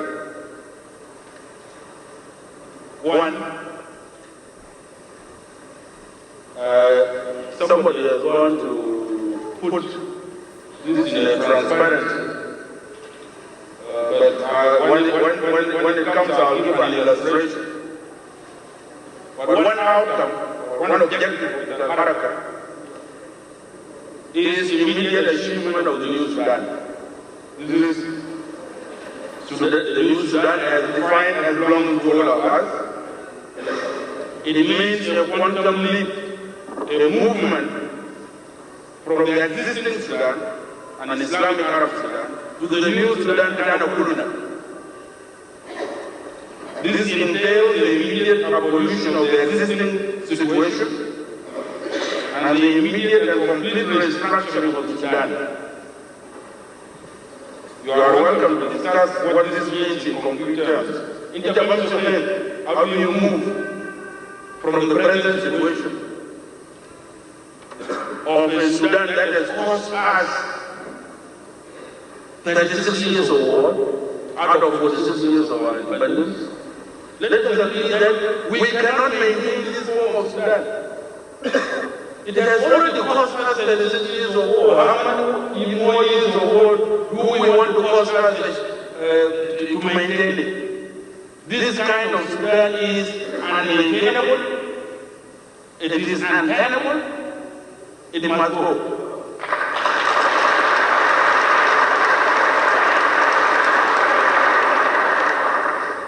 We couldn't حاول كامل من السودان القديم of injustice, of suffering, of instability, of wars to a new Sudan.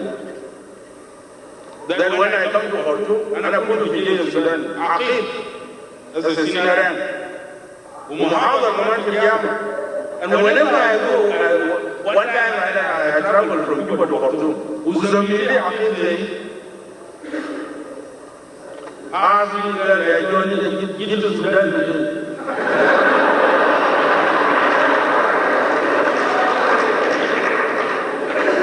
This is a true story. I don't want to mention his name, but he knows himself. قال لي جيت السودان منين؟ أنا just come from Cuba.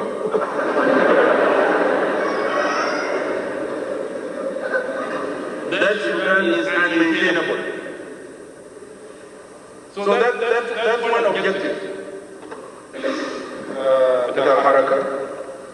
I have conceptualized this in the form of Venn diagrams in models. I'll show them shortly. That's one objective. If we can succeed in doing this, a complete overhaul, مش Indian بالعربية كان يقول بطال خالص مش في حاجة اسمه overhaul. أيوة السودان يعملوا overhaul. ويكون في complete transformation. If this can be done, that would be best. However, if this cannot be done, the only way, of course, in which it can be done is for there to be complete separation, constitutional separation of religion and state. Because you cannot have a just Sudan within a theocratic state. But in all of these talks that we have held with the regime in Khartoum, the regime in Khartoum has consistently argued that they cannot separate religion and state. They say it is in the nature of their religion. I say fine. Then let us establish a Sudanese confederation as a form of unity, where those one is religion and state to be combined can have their state. And the rest of us who would want to respect religion that is separated from the state have another state. And still there will be free movement of people, goods and services within that kind of arrangement. It's a realistic model that is short of the new Sudan. ما بلعب the new Sudan. هنا ممكن نجيف على كده لأنه الفيديو ده بكون انتوا استمعتوا له. مشكلة يا جماعة ده بس لأنه قرن بيشرح الموديل، وفي النهاية الحاجة أنا كل ده أصل له إنه هو يعني وعد السودان بالنسبة للدكتور جون قرن كان مشروط، فيه شرط كويس. الوحدة دي مشروطة إذا عنده 5 موديلز اللي هو قاعد يشرح فيهم هسه، مش إذا إنتوا دايرين السودان ده يكون واحد، خلوا جوك يبقى رئيس بلدها، والدين ده شيلوا برا، الدين لله والدولة للجميع. قالوا لا، الإسلام ما بتفصل بين الدين وبالدولة، ما بتفصل بين الدين والدولة، تمام ما مشكلة، خلاص خلونا نفرق ببساطة. ده كلام ده أجمن والاستراتيجية بتاع دكتور جون غارنغ مبيو عشان يختلق الحقوق بتاع الشعب بتاع جنوب السودان. في أجمن ناس بيقولوا إنه، وأنا قاعد أسمع كلام ده كتير، إنه جون غارنغ ده is not the father of South Sudan. كلام ده ما صح، كلام ده ما صح. إنه الاستفتاء ده جاء عن طريق بتاع التصويت، صحيح. انت زارك عشان تصوت ده تقالوا جا ساكت، تقالوا عافية وزيد سيمبل. انتوا قايلين جلاوة ده كان ممكن نديكم ساكت، ليه جلاوة ما داو لدكتور ياك مشار؟ ولا انتوا شايفينه ده؟ ليه جلاوة ما داكم له؟ قبل في كلام اتكتب تهدنا انه يدول لازم تدي دكتور لامو رياك، ده ما في، انا ما في اشكال في الحاجة ده. ناس دكتور خلافاتهم زي ما ذكر دكتور مجاك، خلافات بتاعت الباور within the SPLM ياو خلى انه يحصل انشقاق في within the SPLM، مش لكن ككرد بتاع الضغط وككرد بتاع استقطاب بتاع عواطف بتاع الجنوبين، ناس دكتور رياق ودكتور لام قالوا مو جون غارنغ ده ما شغل بيقى سياسة، أنينا زادنا دايرين انفصال بتاع جنوب السودان. ليه؟ عشان يقوم يشيلوا الجنوبين الانفصاليين اللي كانوا مع جون غارنغ، الما فاهمين الاستراتيجية بتاع دكتور جون غارنغ كان شنو. كويس؟ إذن في حالة ده جون غارنغ لقى نفسه إنه هو لازم بعداك يقبل، لازم يقبل إنه خلاص تعالى مع كده ما شغلة بيقى بايظة وتكيب الناس السيبراتيزم معه في الموفمنت for them to continue the course. مشوا في 95 في واشنطن هنا وقع اتفاقية بتاعت هيلاري جونسون، وقع فوقه دكتور جون غارنغ ووقع فوقه مع دكتور ياك مشار. وبعداك دكتور جون غارنغ مشى وقع حق تغيير المصير برضه في المغارات بتاعت أسمرة 95. دكتور لام مشى وقع نيابة عن المجموعة بتاعت ناصر في فرانكفورت 92، مشى وقع مع دكتور علي حاج، ومن ضمنه برضه ضمن حق تغيير المصير. هنا جاء ضمنه بالشكل الرسمي برضه في اتفاق خرطوم للسلام 97. لكن حصل الاستفتاء كيزان ده ادو رياك مشار اذن لما نبقى لي انا I will not deny contribution بتاع رياك ولا contribution بتاع الدكتور لام. خليك في حق تغير المصير. contribution بتاع الدكتور لام والدكتور رياك في الستراجل بتاع الشعب بتاع جنوب السودان ما في زول بقدر ينكره. مش ما انتوا تسالوا نفسكم ليه دكتور رياك ودكتور لام بيقوا سيبراتيست بعد 91؟ ليه؟ انتوا ناس تفكيركم بسيط ده. ما هم لو كانوا سيبراتيست ليه طلقه بتاع جونجرن ما اكلهم في 83؟ شفتوا الكل اللوجيك ده وين؟ ما لو كان دكتور وكي ده دكتور لام ودكتور رياك كانوا سيبراتيست كان يمشوا مع نيانتو ولا كيف؟ ما يزول انت سيبراتيست يقول جو مع نيانتو الجونجرن كان الطلقه الاول وقع فيهم ولا كلامه كيف؟ كلام الارجيومنت انتوا كل مره الجنوبيين الناس بيقولوا كذب الكثير بيبل دويل on الحاجه دي هنا في السوشيال ميديا. ما كان لو كانوا سيبراتيست ما كان يمشوا. ناو اي argument هنا بيسقط لانه ايفن دكتور لام ودكتور رياك هم كانوا عارفين انه الاستراتيجيه اللي استخدموا دكتور جونجرن نهايته شنو. لكن في النهايه نتيجه بتاع الخلاف بيناتهم بتاع السلطه وزين موفمنت ده اللي خلاهم في النهايه وما يختلفوا داري كان يتغلموا كده. بعد ذاك they announce انه we are اجل opted out من SPLM وخدتوا انفصال عشان يستقطبوا يلقوا تعيد كويس. وحتى لو نينا قلنا ذاته وكي داك جنوبين ذاته طلع مع من جرن وجرن فضل براو قاعد يحارب. مؤتمر وطني كان بدي تغير المصير لجونجرن انه جنوبين تيجي تصوتوا ضمان بتاعه شنو. وانتوا لو ركزتوا كويس لورقه بتاع دكتور جونجرن لجوزيف لاغو جونجرن لما هو رفض فكره ده لانه الناس ما قاعده تخاطب الحاجه ده because ناس are so emotional في نقاش political discussion بتاع الجنوبين. لكن انتوا شفتوا الارجيومنت بتاع دكتور جونجرن ورقه ده خلينا اجيبه فوق هنا انا عندي هنا ده SPLM جونجرن مدود بيس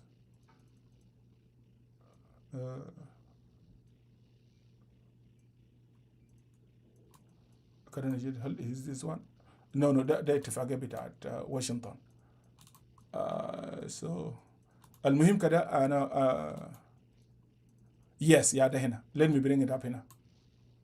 ده يا ورقه بتاع دكتور جونجرن كويس لجوزيف لاغو عشان اوريكم انه جرن ده انفصالي اكتر من اي زول تاني. ده ورقه كتبه دكتور جونجرن لجوزيف لاغو.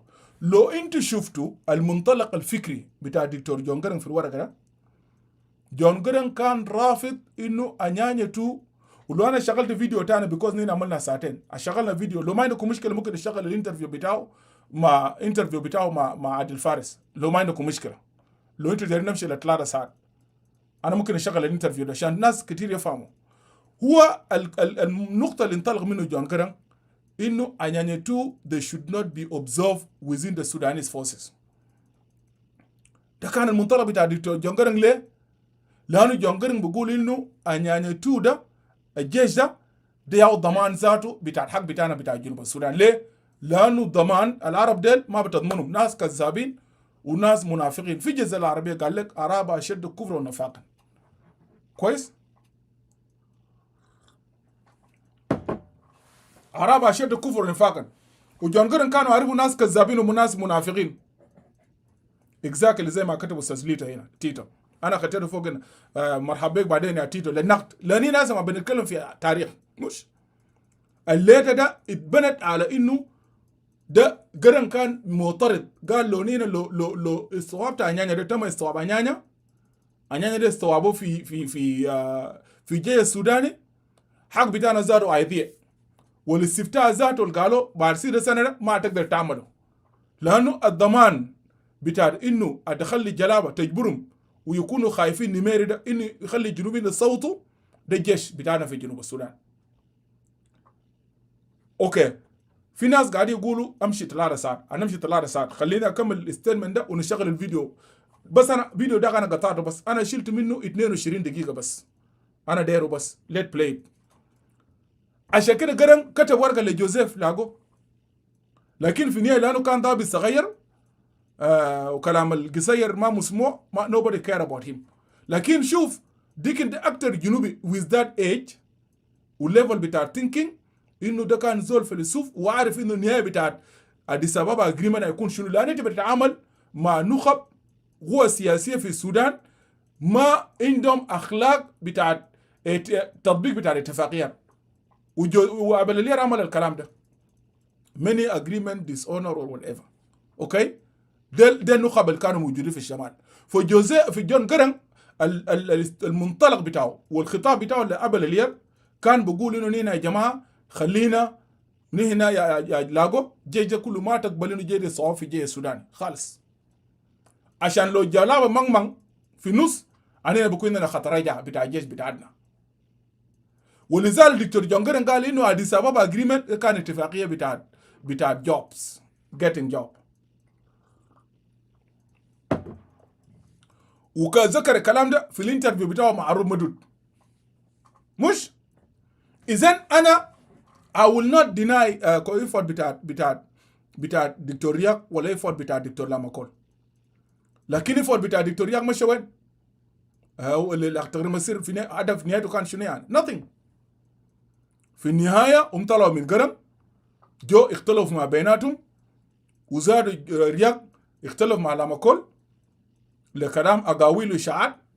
رياق listen to that ورياق فضل ما انت لو عندك اجنده حتى لو كان رياق لامدا زور رفيقك انتوا كلكم خططوا سوا، ولو قرن كان قبضهم كان دخلهم سجن لانه عارف انه في انقلاب لازم عشان يعملوا. مش whatever differences بيحصل بيناتكم الناس لازم تقعد وتعالج الاشكاليات دي because عندنا هدف ماشيين وراه. ورياق كان بيحتاج للام بعد انت ما تيجي تعمل انفصال ورياق اللام اللي كان معك انت اختلفت معه، الانفصال بتاعك ده يمشي كيف؟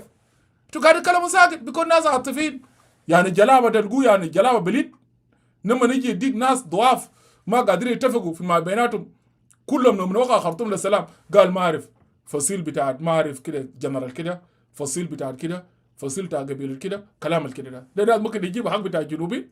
ها that is my point. لكن كلهم في النهايه هم رجعوا لحركه وجوك تيم واحد واستمروا رجعوا تاني للاستراتيجيه بتاع دكتور جون جرانج مات وظلوا والزول الوحيد لانه نزل بعد وقعوا اتفاقيه ذاته الحركه الشعبيه بالمعامرات بتاعتهم. عشان كده انا قلت لكم قبل قلت له والله انا ادوار ده بشكر ربنا انه يا الله الحمد لله جرانج ده ما مات قبل توقيع اتفاقيه بتاعت السلام. والله يا سوير تو جود لو جرانج ده مات قبل توقيع اتفاقيه بتاع السلام الحركه ده كان فرتك. وكل زول يجي يقول لي كلام ده تيك نوتس الحركه ده كان فرتك. بس انت تيك اكزامبل بس بعد توقيع بتاع الاتفاقيه دكتور لاماكول كان وزير خارجيه was the best and the first يعني best minister بتاع الخارجيه ممثل بتاع الحركه مثل الحركه تمثيل صح. عملوا شنو؟ اتعاملوا ضده لأن ده تنظيم بتاع معامرات وكل زول بيكون خايف من ضله خليه يكون خايف من رفيقه. يا جاب كل زول بيكون خايف من ضله خليه يكون خايف من زول التاني ده. كلهم خافوا يتعاملوا ضد لاماكول وفي النهايه طلعوا لك برا من وزاره خارجيه وزاروا يتعاملوا زاروا طردوا من الحركه وقالوا ما يطردوا دكتور لام عمل حزب. ده تنظيم يعني نازل بس شوفوا ليه؟ لانه جزء منهم في ناس ما عندهم خبره بتاع عمل بتاع المكتب. لما اللام يقولوا قالوا والله اللام ده قاعد اجاد خط بتاع مؤتمر وطني بتاع مازا هو وزير بتاع الدوله ما وزير بتاع حركه. وده الحاجه الناس ده ما كان قادر يفرقوا في خيارات مخهم مقفول ده في الحركه. عشان كده البشر الزيدين لو كان قرن مات واتفاق سلام ما وقع والله انا باكد لكم هنا ده وبتحداكم وانا بناقش معاكم لعد يوم القيامه يقوم ما كان جنوبين حركه كان فرتك وقتلوا بعضهم والليله ده كنا قبائل ومؤتمر وطني اللي بيستسلم المشي خرطوم مشى والمشي قاعد ياكل مع مؤتمر وطني مشى ولا الليله البسيط بفضل في غابه كان لسه دينهم طالع في غابات جنوب السودان مع مؤتمر وطني قضيتنا كان يكون راحت. وده الحاجه لانه جون جرانج كان سو ديترمن وقدر يسيطر على الحاجه دي. ده حق عشان كده لما تيجي تجري تقول انه جون جارنج ده he was not a separatist انت قاعد تشيل الحق بتاع جون جارنج منه. لو قلنا ناس عاملين صادقين جون جارنج he was a unionist at the same time he was a separatist. Nobody can take this away from him. وده عشان كده انا قلت انه جون جارنج انفصالي استراتيجي ووحدوي تكتيكي. اوكي ده التعليل بتاعي انا كايد ولا الشك لدكتور جون جارنج. نقطة بتاع الخلاف بتاعي وين مع الثاني مع الخلاف بتاعي الأول مع دكتور جون وين. وده كلام أنا قلت يوم داك لما شارس دينجا فوق وأنا ما فهموني ذاته. لما أنا جبت كلام بتاع كوتاتين أنا كنت قاصد لما أنا جبت كلام ده إنه أنا يعني what convinced me في الواقع. أنا قلت معلومة ده أنا كان سميته قبل من زول لكن لما أنا سميته من شارس وأنكل بتاعه وقاعد معه أنا يعني كلام بتاع كوتاتين ده أنا شيلته to convince myself with the today situation. ده ما إنه قرن واحدة ولا انفصال لا it got nothing to do with this with today's situation. كيف أقول لكم كيف خلينا أشرح للناس. قالوا حسب الرواية اللي كانت قال لي شارس قالوا وكوراتيم قالوا ل سوى خلاف معه قرن انت تتذكروا وكلام ده الدكتور جون يقول اشغل الفيديو ده. في الفيديو دكتور جون ذكر انه في بدايه انيانا كان نوير انيانا تو لانه مناطق اللي كانوا فوق كانوا مناطق بتاع نوير لكن مع نمن وبدو دينك جو ودينك جا كتيبه بتاع جراد وكتيبه جراد الجو كانوا كتير ديل كانوا من بور يعني كتيبه ده 12000 قول 12000 كلهم جو من بور. بوزيشن بتاع كواداتيم كان شنو بتاع ماتن مايجير كان شنو انه الادفايس الدوله قرن انه نحن الناس اللي جايين كلهم من قبيله واحده من بور ما يخشوا المعسكر حتى لو هم دخلوا المعسكر ما يتم تخريجهم خليهم يقعدوا وينتظروا باقي القبائل التانيين بيجوا من other tribes عشان بعدها نقدر نعمل نواه بتاعت جيش يكون متنوع بتاعت كل القبائل. Garang did not like the idea ما هو سلفاكير ما يرد. أمسك الكلام ده. في other analysis also. even شارلز دين وقاعد شير لايف فيديو فيسبوك إنه فعلا في أسباب تانية خلى Garang يرفض الحاجة ده because عندك 12000 ده لو أنت قاعدتهم في المعسكر واحد يصبروا أتاكلهم بشنو ذاته والإغاثة ده بكده ماجر جاي ماجر جاي thank you so much ماجر جاي انت هتاكلهم وين ده فرضية تانية.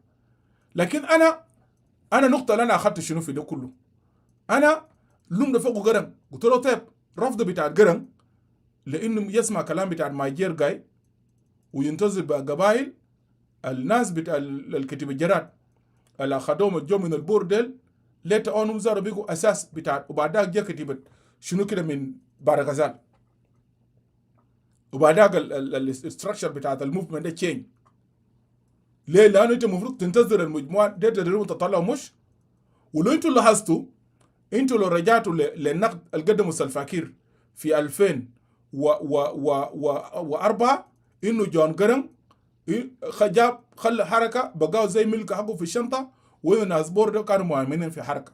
كلام دي عارفين صح؟ مشكله ده كلام ما بيدسى لانه ده كان من ضمن نقاط جون جارنج سلفاكير نقد بو جون جارنج وده كان من ضمن نقاط لهذه الليله كان بيقولوا ده نقاط الجون جارنج فشل فوق وانه فعلا ناس بور سيطروا على حاجات كثيره. انا كلام انا شلت كلام شارع ده في شنو؟ كلام ده كان مهم بالنسبه لي ليه؟ لان انا شلت الرفض بتاع دكتور جون جارنج الرفض بتاع جارنج لكلام بتاع ماجر قايده ده ياو جاب الليله شكل تركيب انت شايفينه ده تعليلي وسلفاكير جمشى سلفاكير زار كان بيقولوا انه داس دينكبور مهيمنين على حركه بعد ما جارنج مات وسلفاكير تو اوفر سلفا عمل شنو؟ ما جاب بارغزال خلاها يهيمنوا على حركه، يهيمنوا على الدوله، يهيمنوا على كل شيء في جنوب السودان. بي بزنس مان، بي شنو الليله دي جنوبي قاعد يكوركو هيمنه بتاعت بار غزال، وبالذات يقول لك لا ناس بار غزال كان نط فوق بيقول لك ناس عوارب. مش ده النقطه اللي انا بالمناسبه ده النقطه اللي انا شلت كلام شارلز وانا شلته عشان اللومبو دكتور جون جرانج. لو ناس انتوا ما فهمتوني انا اتمنى يزول يكون فهمني هسه. ده النقطه كونفينس مي، لانه لو جون جرانج كان قبل في بدايه مع سلفا كير ما كان مشى في الاتجاه الكير مشى فوق بعد ما جون جرانج مات.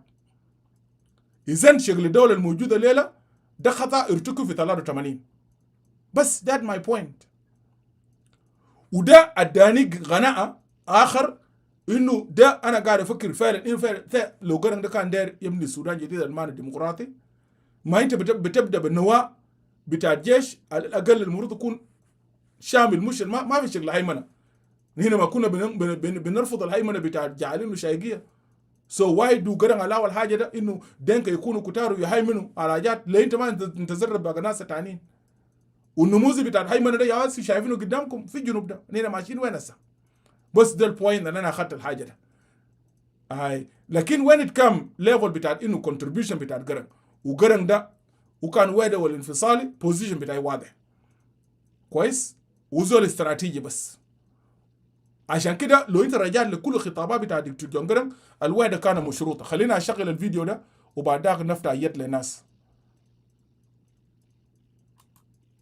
دكتور بعدك منيري يعيد تقسيم الجنوب. نعم. وجهة نظرك الدوافع كانت شنو؟ كيف الناس تعاملت مع المسألة دي؟ Again, this is the بداية بتاع dismantling بتاع Addis Ababa agreement. تقسيم الجنوب was seen by many Southerners as the end of the Addis Ababa agreement. طبعا 83 لكن agitation بالنسبة للتقسيم كان بدأ قبل 83 لكن نميري went ahead and divided the South and that brought a lot of chaos. كان بداية بتاع النهاية بتاع Addis Ababa agreement. ثم التغيير بتاع القوات المستعبة من الجنوب إلى الشمال. أتذكر في Addis Ababa agreement 72 كان في 6000 استعبوا من العنيانة إلى الجيش السوداني مع في وانا استعبوني كنقيب 72 وآخرين. فكان في الاتفاقية ثم الاستيعاب ثم الانسحار، نقل القوات من الجنوب إلى الشمال. وده النقطة ذات جاب التمرد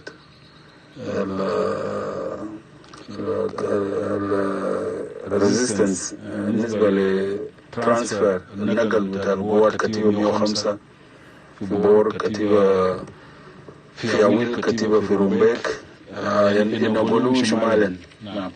فالتقسيم بتاع الجنوب والنقل بتاع القوات إلى الشمال وعوامل أخرى قناة جونغولي برضو all this led to dissatisfaction and to the تمرد ذاته.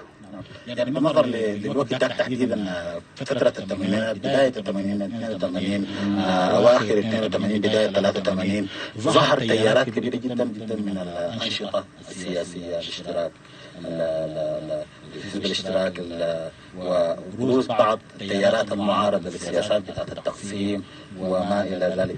دورك الوقت ده كان شنو تحديدا والمساحة اللي أنت كنت بتتحرك فيها باعتبار أنك واحد من القيادات العسكرية في الجيش السوداني؟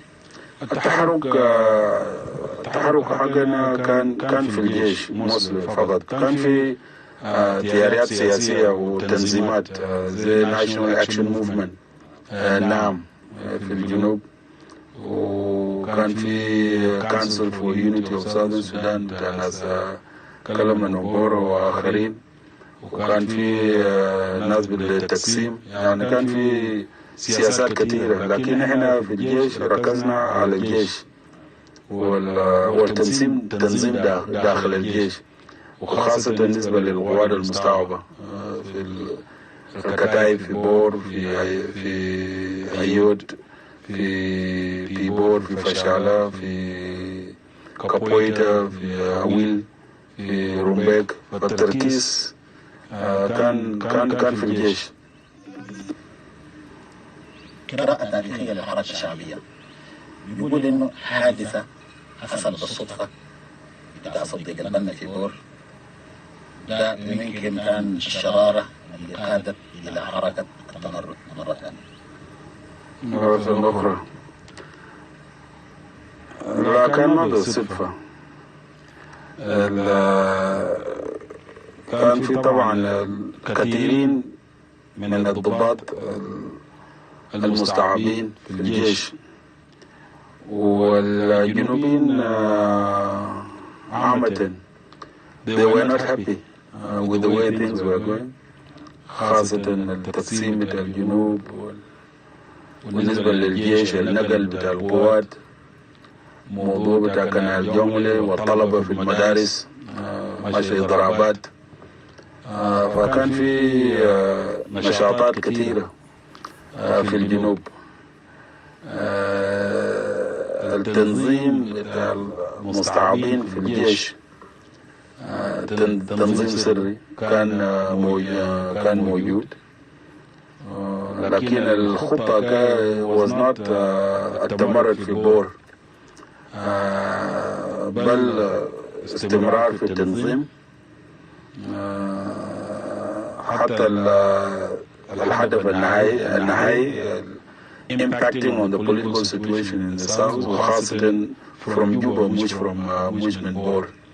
لكن حصلت مخالفة من كربينو، موضوع فوق فيها قروش بالنسبة للكتيبة اللي كان في بور، والرؤية العامة قرروا إنه الكتيبة 105 في البور والتوزيعات في بور وفشالة قد تمردت بالفعل. فكان في موضوع بتاع القروش بالنسبة لكربينو كان حاجة إضافية، لكن the main thing كانت التنظيم السياسي، وكربينو كان موصول عن التنظيم في منطقة بور وفشالة. في ملكال كان عندنا ويليام نيون كان بيجي ملكال، وكان في أيود كان عندنا فرانسيس مور، كان عندنا طبعا الأخ سلفا كير، وكان يعود ضابط بتاع استخبارات في ملكال، وكان عندنا عناصر في محلات مختلفة في كابويتا، في رومبيك، وفي أويل مقاومة النقل بتاع القوات للشمال. فصديق البنا اعتبر إنه القوة في البور متمردة، وفعلا جيت من خرطوم، وصل لإجازة السنوية. وسلم القصد فيها الإجازة ولا القصد إنك تتحرك من الشيء حاصل؟ التاريخ يبحث.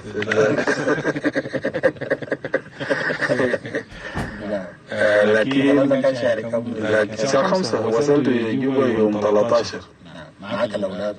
الأولاد أنا رسلت قبل ما أجي، رسلت لجوبا ورسلت لبور، وكان موجودين في البور. أنا جيت في الآخر.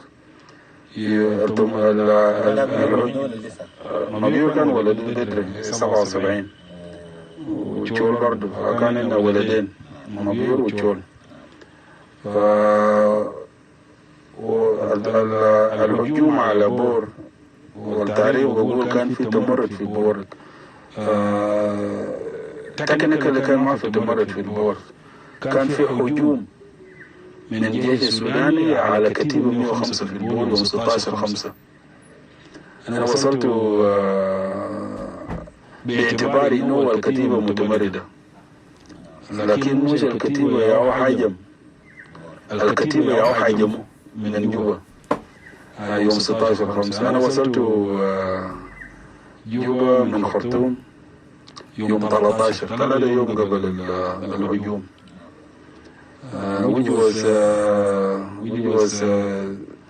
which was serious. أنا ضابط كبير عقيد محاضر في جامعة خرطوم، أنا نائب مدير بتاع البحوث العسكرية،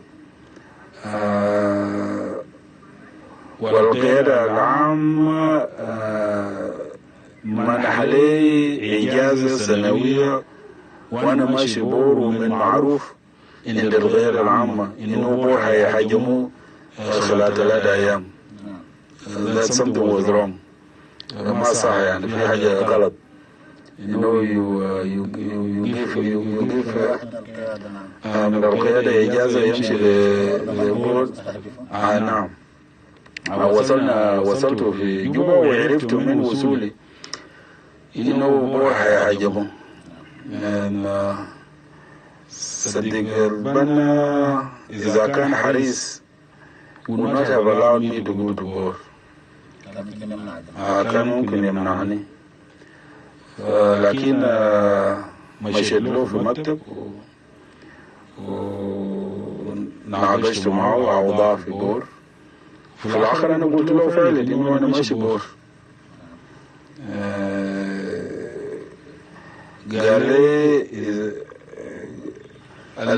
الناس العساكر في البور تمردوا.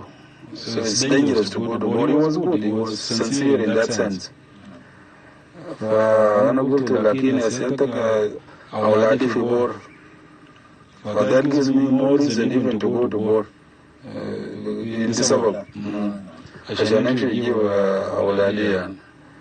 فقال لي إذا مشيت بكرة وجيت بعد بكرة ما في مشكلة.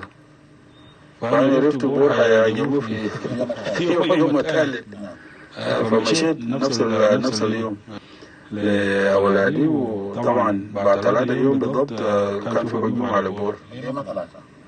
كنت ماشي أجيب أولادي وفي راجع. أمشي وين؟ This is my battalion. الكتيبة 105. أنا كنت قائد الكتيبة سنة 76. This is my battalion that was being attacked. طبعا كان لي صلة علاقة مع الكتيبة ومع كربينة ومع التنظيم الحاصل. كان في بعض من الإخوة في ضباط عالي مني كان في التنظيم ما جو في. لابد أنك تقودهم. كان في سينيور أوفيسر سينيور تومي كان في التنظيم، لكن ما they did not come. فعلا تم الهجوم على بور. نعم.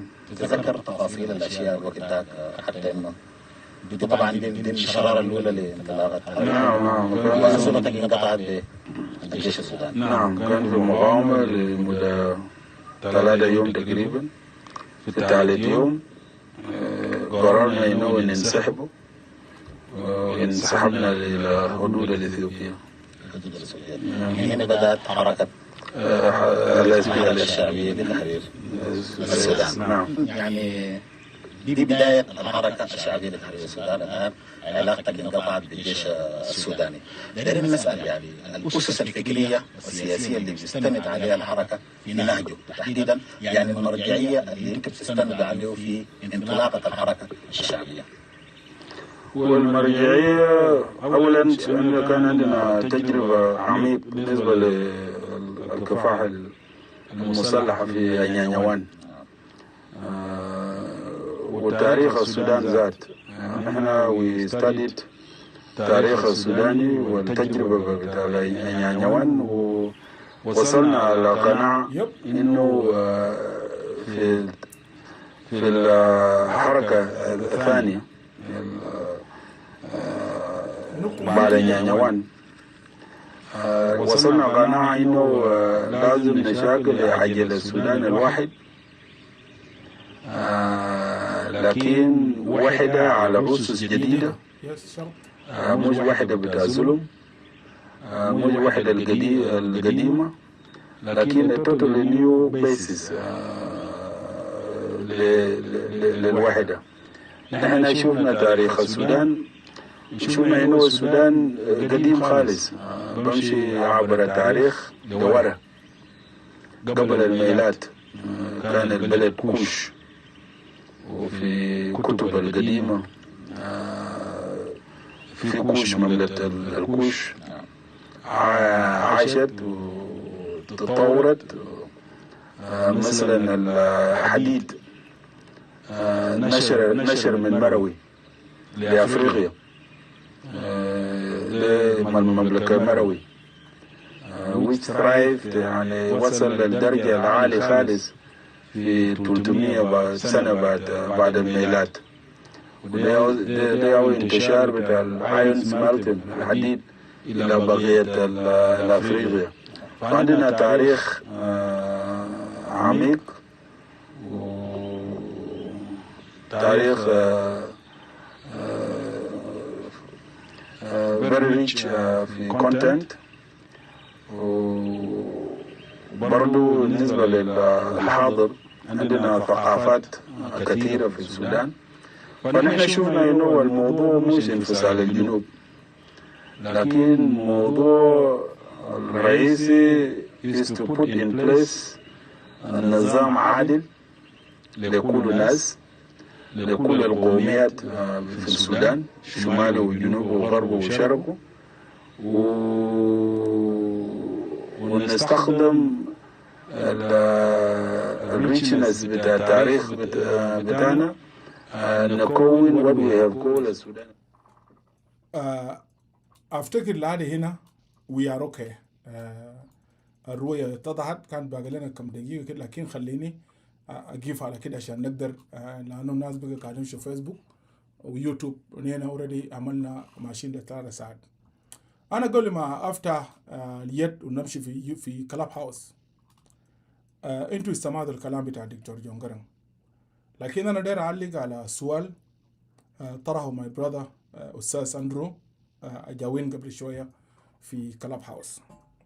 يعني وقع في السؤال بتاعه ده which is really very important to comment on that question or his question. أندرو قاعد يقول إنه معناه يا إدوارد بناء على الحاصل ده الليلة هنا نسمي إنه جون جرانج ده مثلا opportunist وزول انتهازي مثلا. هل دكتور جون جرانج استخدم ناس بتاع نيل الأزرق وناس بتاع بلو نايل؟ خلوني أجاوب على السؤال ده قبل ما نفتح يد للناس، وده كلام ده ملاحظة مهم جدا من قبل أندرو.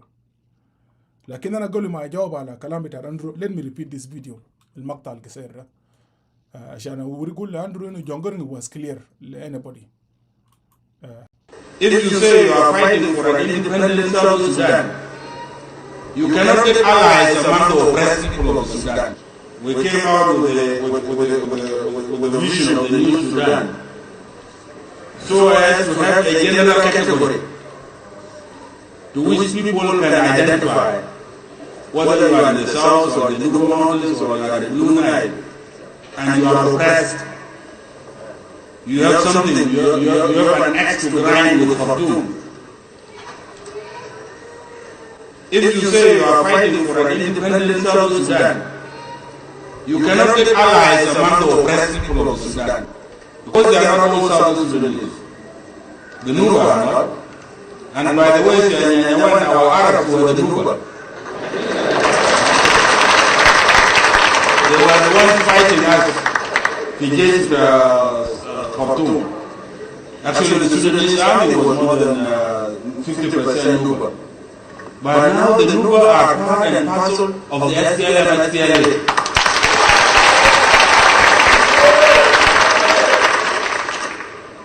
So you deny yourself allies.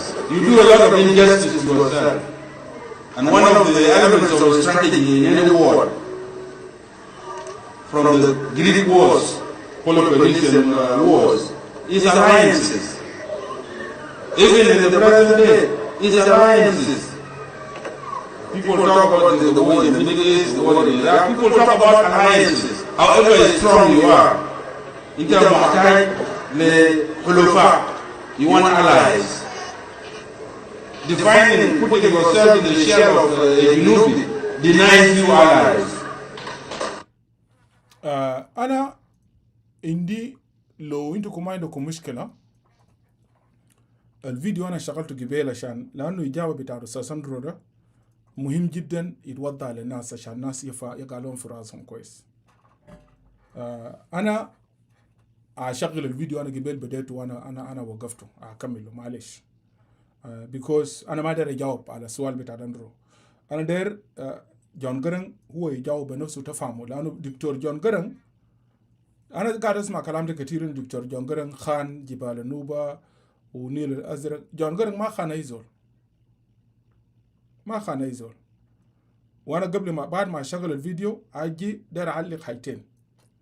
الفرق بين إنه هل جون جرنج ده كان براغماتي ولا هل جون جرنج ده كان ميكافيلي اللي هو الانتهازي الكلام اللي اتقال ده.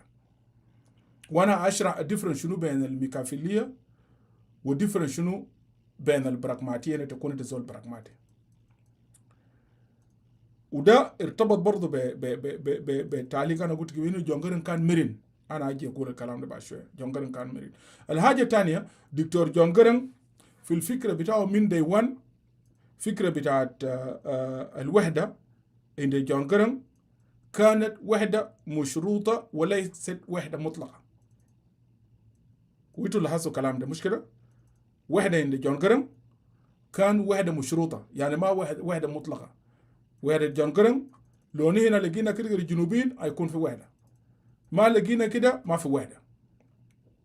ناس نيل الازرق هم عارفين الطروع بتاع دكتور جون جرنج from the beginning.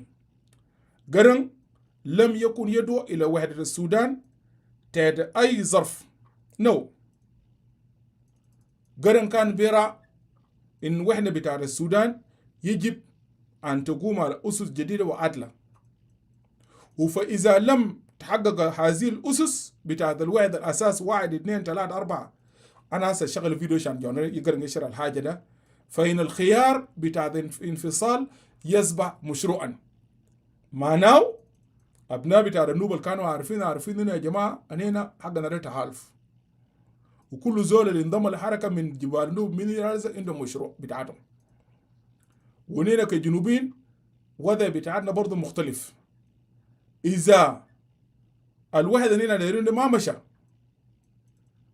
انتوا ناس نيل الازرق وناس البلو نايل هتغروا مسيركم. ونينا كجنوبين هنغر احتمال we will be advancing شويه كجنوبين، لكن also in our struggle we will not forget you. We are going to carry that struggle together and we're going to support you. والcommitment بتاع دكتور جون جرنج ده لاحظته في جنوب السودان بعد الاستقلال. بتعرفوا الليلة أبناء بتاع جبال النوبة وأبناء بتاع النيل الأزرق you cannot differentiate between them and South Sudanese. even في بنك في جنوب السودان بنك بتاع جبال النوبة حاجات زي دي كلها موجودة في جنوب السودان. أنا أقول له ما أطلع من جبهة. إذن معناه خيار بتاع إنه جون جرنج أخان ناس جبال النوبة ولا أخان ناس منصور خالد، كلام ده أنا ما بتفق معه. ليه؟ لأنه from day one الوحدة بتاع الطروع بتاع الوحدة عند جون جرنج كان بيقولوا بكل واحد كان رابط الوحدة ده بخيار في كل حالتين بخيار. ده جانب. إذا وحدة كانت مرتبطة بالتحقق بتاع مشروع أو سودان جديد مربوطة بإعادة مثلا بناء الدولة السودانية على أسس مختلفة مثل المواطنة المتساوية بين جميع السودانيين، الاعتراف بالتحدد الثقافي والديني في البلاد، فصل الدين عن الدولة، توزيع عادل للسلطة والثروة. جون جرنج قال اسمع، إذا كلام ده ما يتحقق لنا جون جرنج زار ما أصل ولا مجوك ولا نيابج ولا whatever الماء تبقى رئيسة ولا رئيس بتاع جنوب السودان، والله هنا ما مستعدين يكونوا جزء من الدولة ده. كويس؟ وخدتوه في الموديل. خلينا اشرح لكم نشغل الموديل ونعمل كومنت بسيط وبعدها نرجع. معلش عشان ماي براذر اجابته بس عشان كده انا قلت let me complete الفيديو. Let listen. معلش. This is the problem with Sudan. The definition of Sudan, in my view, what is objectively true, means system of conceit. has been exclusive. It has excluded others. When you exclude others, they will fight back. And that's what has happened. The exclusion of others. What is the SPLM response to this situation? The SPLM was formed in 1983 to address the fundamental problem of Sudan. And the vision and objectives of the SPLM are based on this paradigm. We have articulated the objectives of the SPLM SPLA in global terms as the abolition of what we have called the double apartheid political system of Sudan, and establishment of a new Sudan, a new Sudanese political dispensation that is based on the Sudanese reality as defined in the general mathematical equation of X, Y, Z, instead of only two parameters of Arabism and Islamism. Arabism, Arab culture and Islam are important parameters of our reality, which we clearly admit. But there are other parameters in the Sudanese equation which must be included for us to have a correct form of unity and to have peace in our country. And we have come so much conditions. When somebody says that Sudan Dola Arabia, it appears normal. If I were to say that Sudan doesn't Dola for Arabia, of course the food should be happy with me.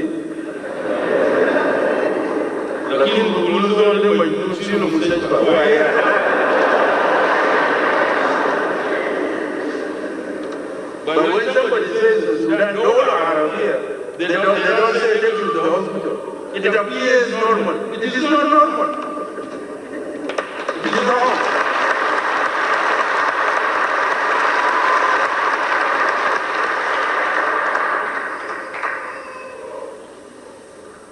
And so, what are the objectives of the SPLM SPLA?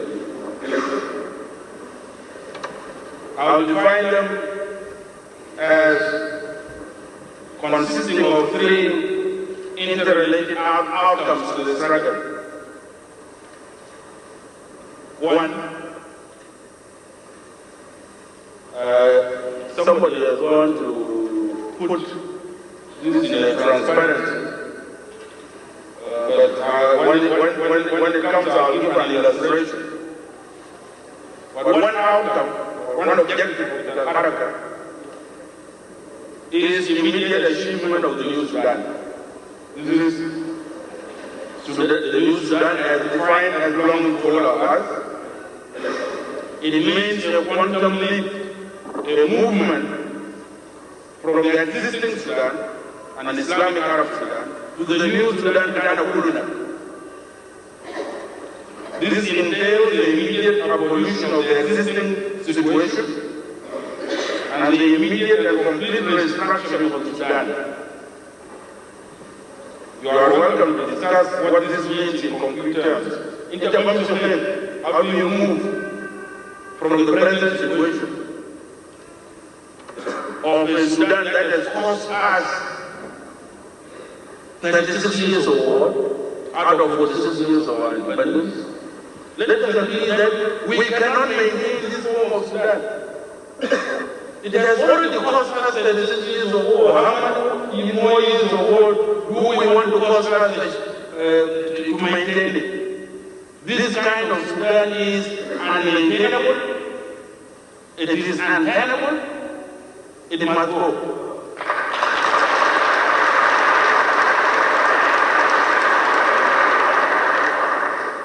We couldn't حاول كامل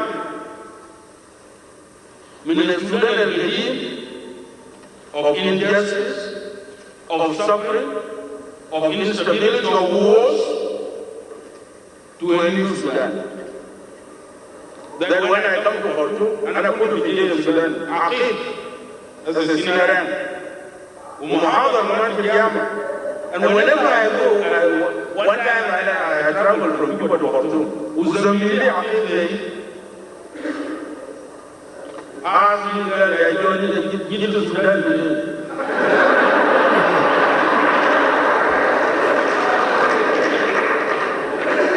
This is a true story. I don't want to mention his name, but he knows himself. Doesn't mean I just come from Cuba.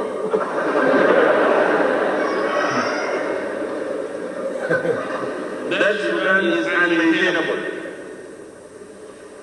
So that's one objective. I conceptualize this in the form of Venn diagrams in models. I'll show them shortly. That's one objective. If we can succeed in doing this, a complete overhaul, مش Indian بالعربية كان بطال خالص، مش في حاجة اسمه overhaul. Yes. أيوة السودان يعملوا overhaul. ويكون في complete transformation. If this can be done, that would be best. However,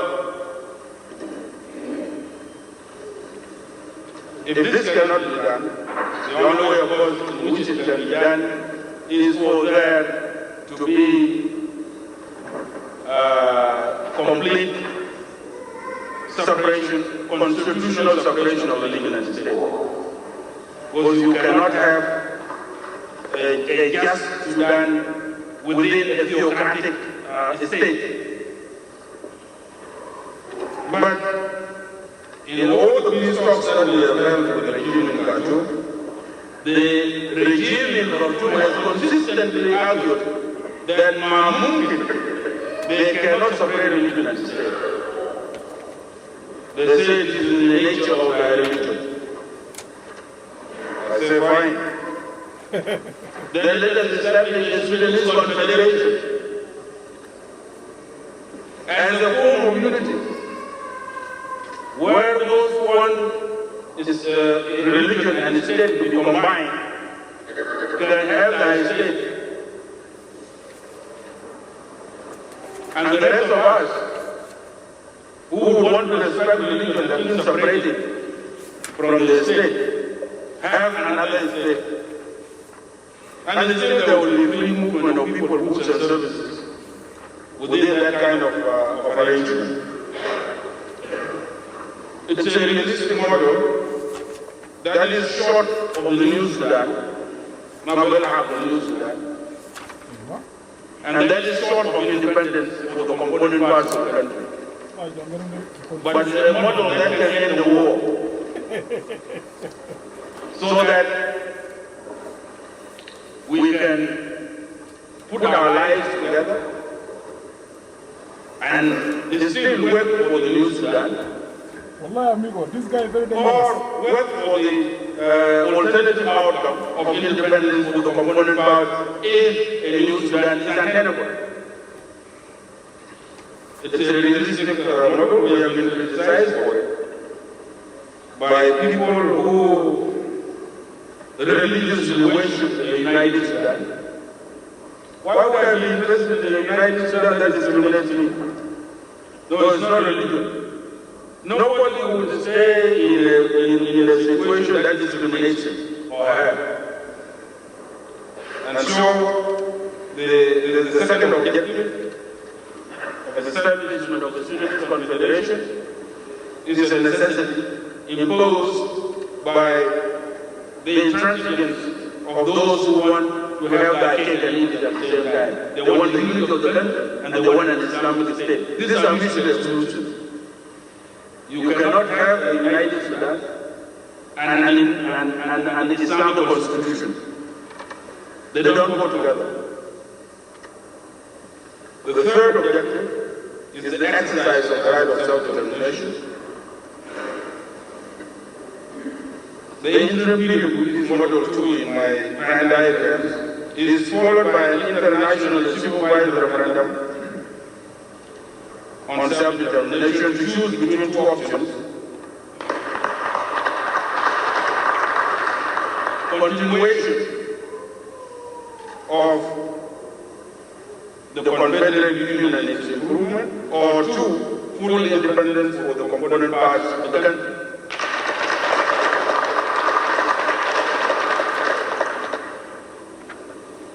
Now that is also an option.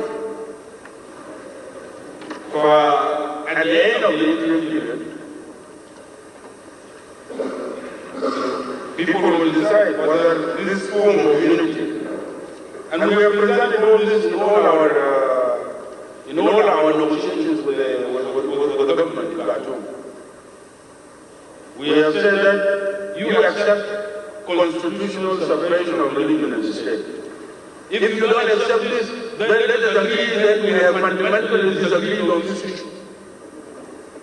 So that we call this disagreement. We call it an agreement. Because you cannot base a political agreement on a disagreement. We got to find an agreement. And so on the issue of religion and state, if we cannot separate the two and respect all religions, then let us agree that we have fundamentally disagreed. It's a simple thing. In the Western world here, it is called living together without getting married. Look at this. This guy is very dangerous. We propose not marriage, but living together. The subject of negotiations then would be how to live together during the interim period. At the end of the interim period, we will decide whether to continue this form of union or get married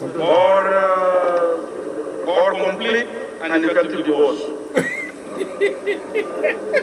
موضوع بتاع الملك ما خطأ شوفها جوب hey. Unfortunately, I don't have my Venn diagrams, but I have tried to explain what I have depicted in the Venn diagrams. In the Venn diagrams, I have five models. 5 models. Model 1 is an Islamic Arab state. This is the existing situation now. This is model 3. Model 4 is a hypothetical model of a secular indigenous African Sudan. Because if the Arabs in the Sudan can claim to have a state, there is no reason why the Africans also cannot claim to have a Sudan of their own.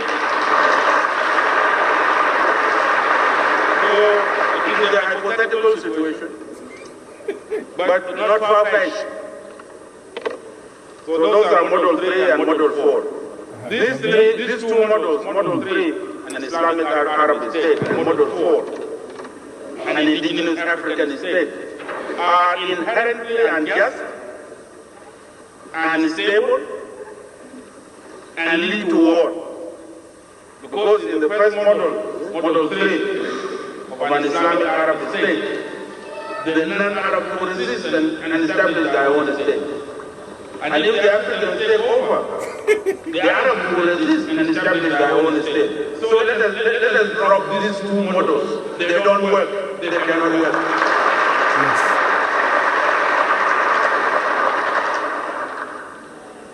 Model 2 is what we have called the Confederate model. It is an intermediate model.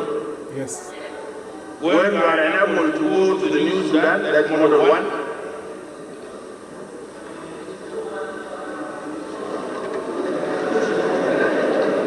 Okay, I've been informed that there is no transparent photocopy. And model 5 is the complete independence model. Now I want to emphasize that all these options are not there for the given. Nobody gives them. You got to struggle for them. Yes. Whether it is the new Sudan you want, that is a completely restructured Sudan, you got to struggle for it. Yep. Whether it is the confederate intermediate arrangement which you want, you got to struggle for it. If it is the Islamic Arab state you want, well, it is already there, it is the existing one. And it is there by force. Yes. Whether it is the independence you want, you got to struggle for it. So all these options are not available at no cost. They must entail struggle. So let me come back to the vision of the new Sudan as a method of struggle. We have presented this vision as both a strategy and as a method of struggle. We have presented this vision as both a strategy, method, tactics of a struggle. It is said that a person without vision gropes in the dark. This is, of course, literally true of a blind man or a woman. It is also true for a liberation movement. A liberation movement must have a clear vision, clear objectives, and concrete strategies, programs, and tactics for achieving those objectives. These concepts are interrelated, and sometimes the dividing line between vision, strategy, and tactics is very thin. This is why some people get confused between the new Sudan as a vision and as a method of struggle, because it combines all these aspects. I.e., it is a vision, it is an objective, and it is a method of a struggle.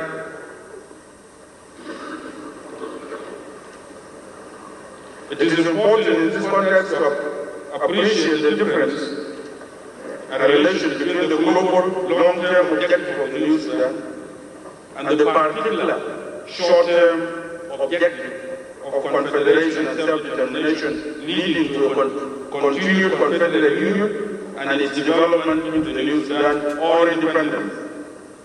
It is also important to appreciate the concept of the new Sudan as a vision as well as a method of struggle for achieving self-determination that leads either to the new Sudan or to independence.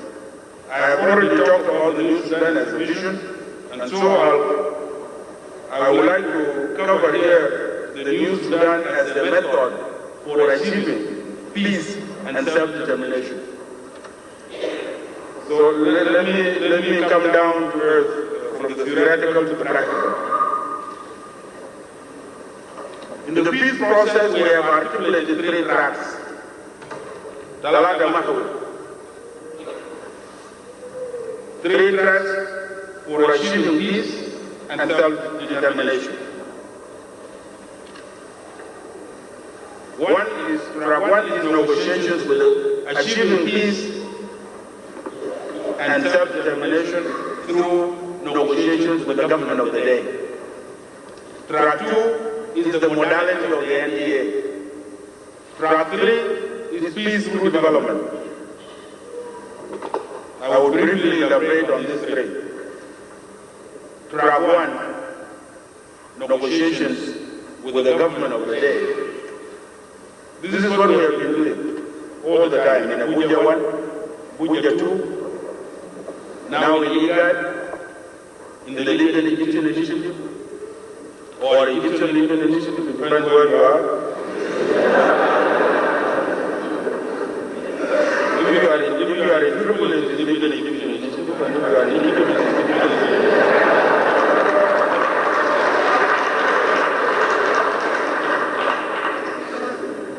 in any case, it is the same initiative. All this is track 1, trying to achieve negotiated political settlement. Under this track, we have the outstanding issues on this track are 4. We have the issue of religion and state.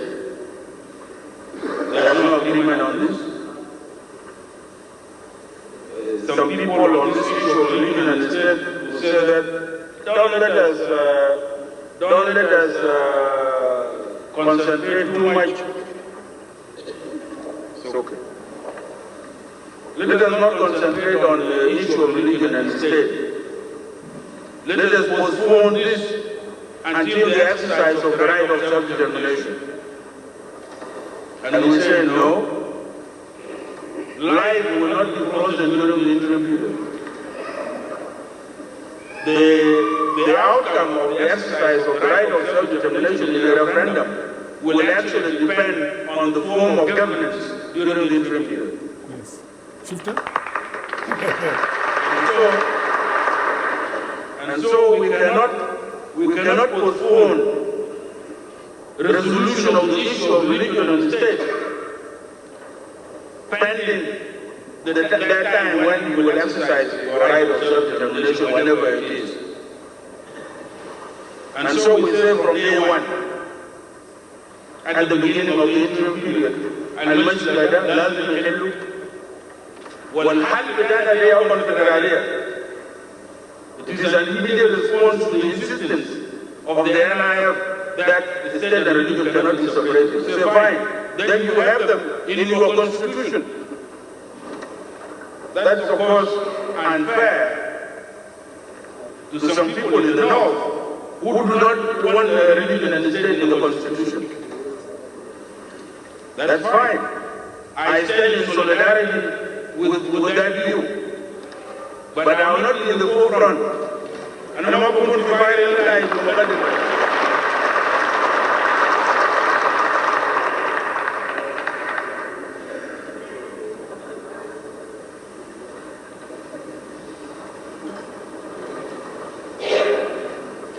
And so, that is one issue. That is relevant, and that on which we have not agreed on track 1. Religion and state. The second point of disagreement on track 1, negotiated political settlement, the right of self-determination. Although all sides give lip service to this issue, the government has signed the DOP of IGAD, we have signed it. Each side has a different interpretation of or the right of self-determination. To the government in Khartoum, they mean that Southerners are free to choose how to manage themselves, but within the parameters of an Islamic state. No other. For us, it means choice between union, some form of union like the Confederate Union, and the outcome of complete and total independence for the component parts of the country. But there is no agreement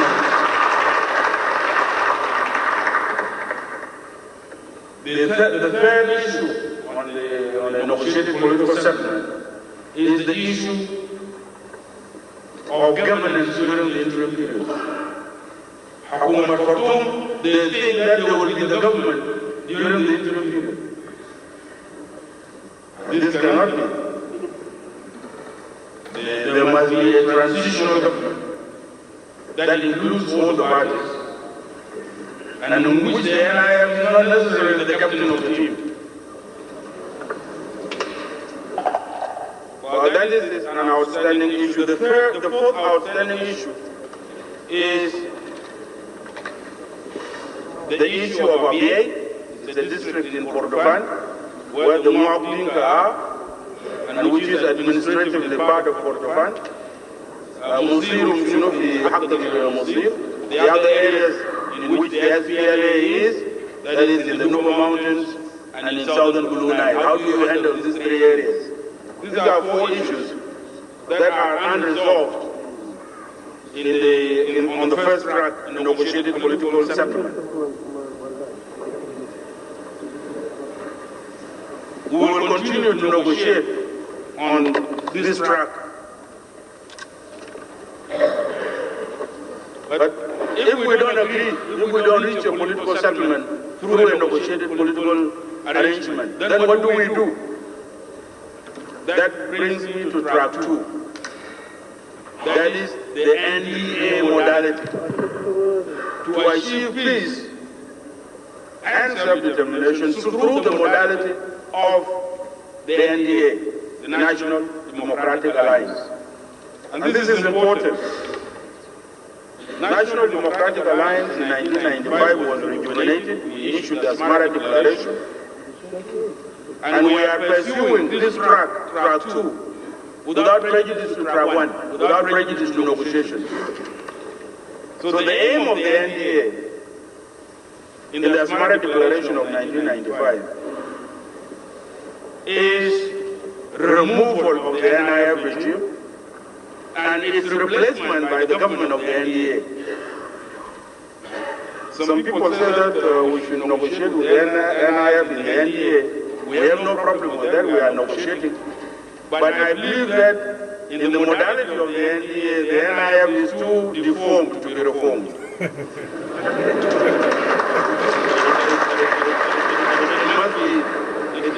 It must be removed.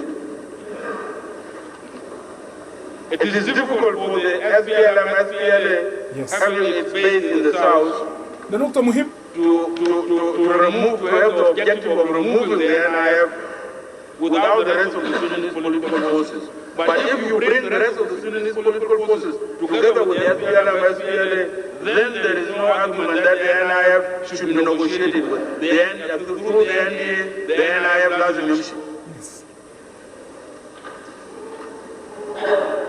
And so we are doing everything in the NDA to bring all the political forces together. We have, for example, met twice and agreed with the Popular National Congress, المؤتمر الشعبي بتاع Dr. Hassan al-Turabi. Some of you may say, but this will dissolve,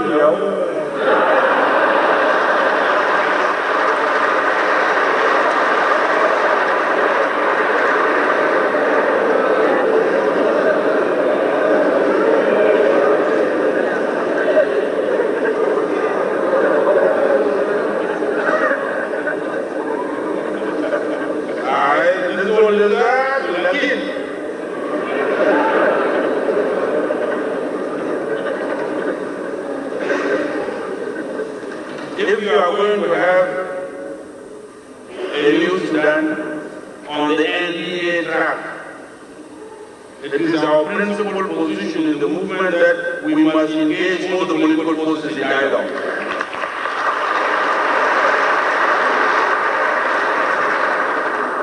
Including the party of Dr. Hassan al-Turabi.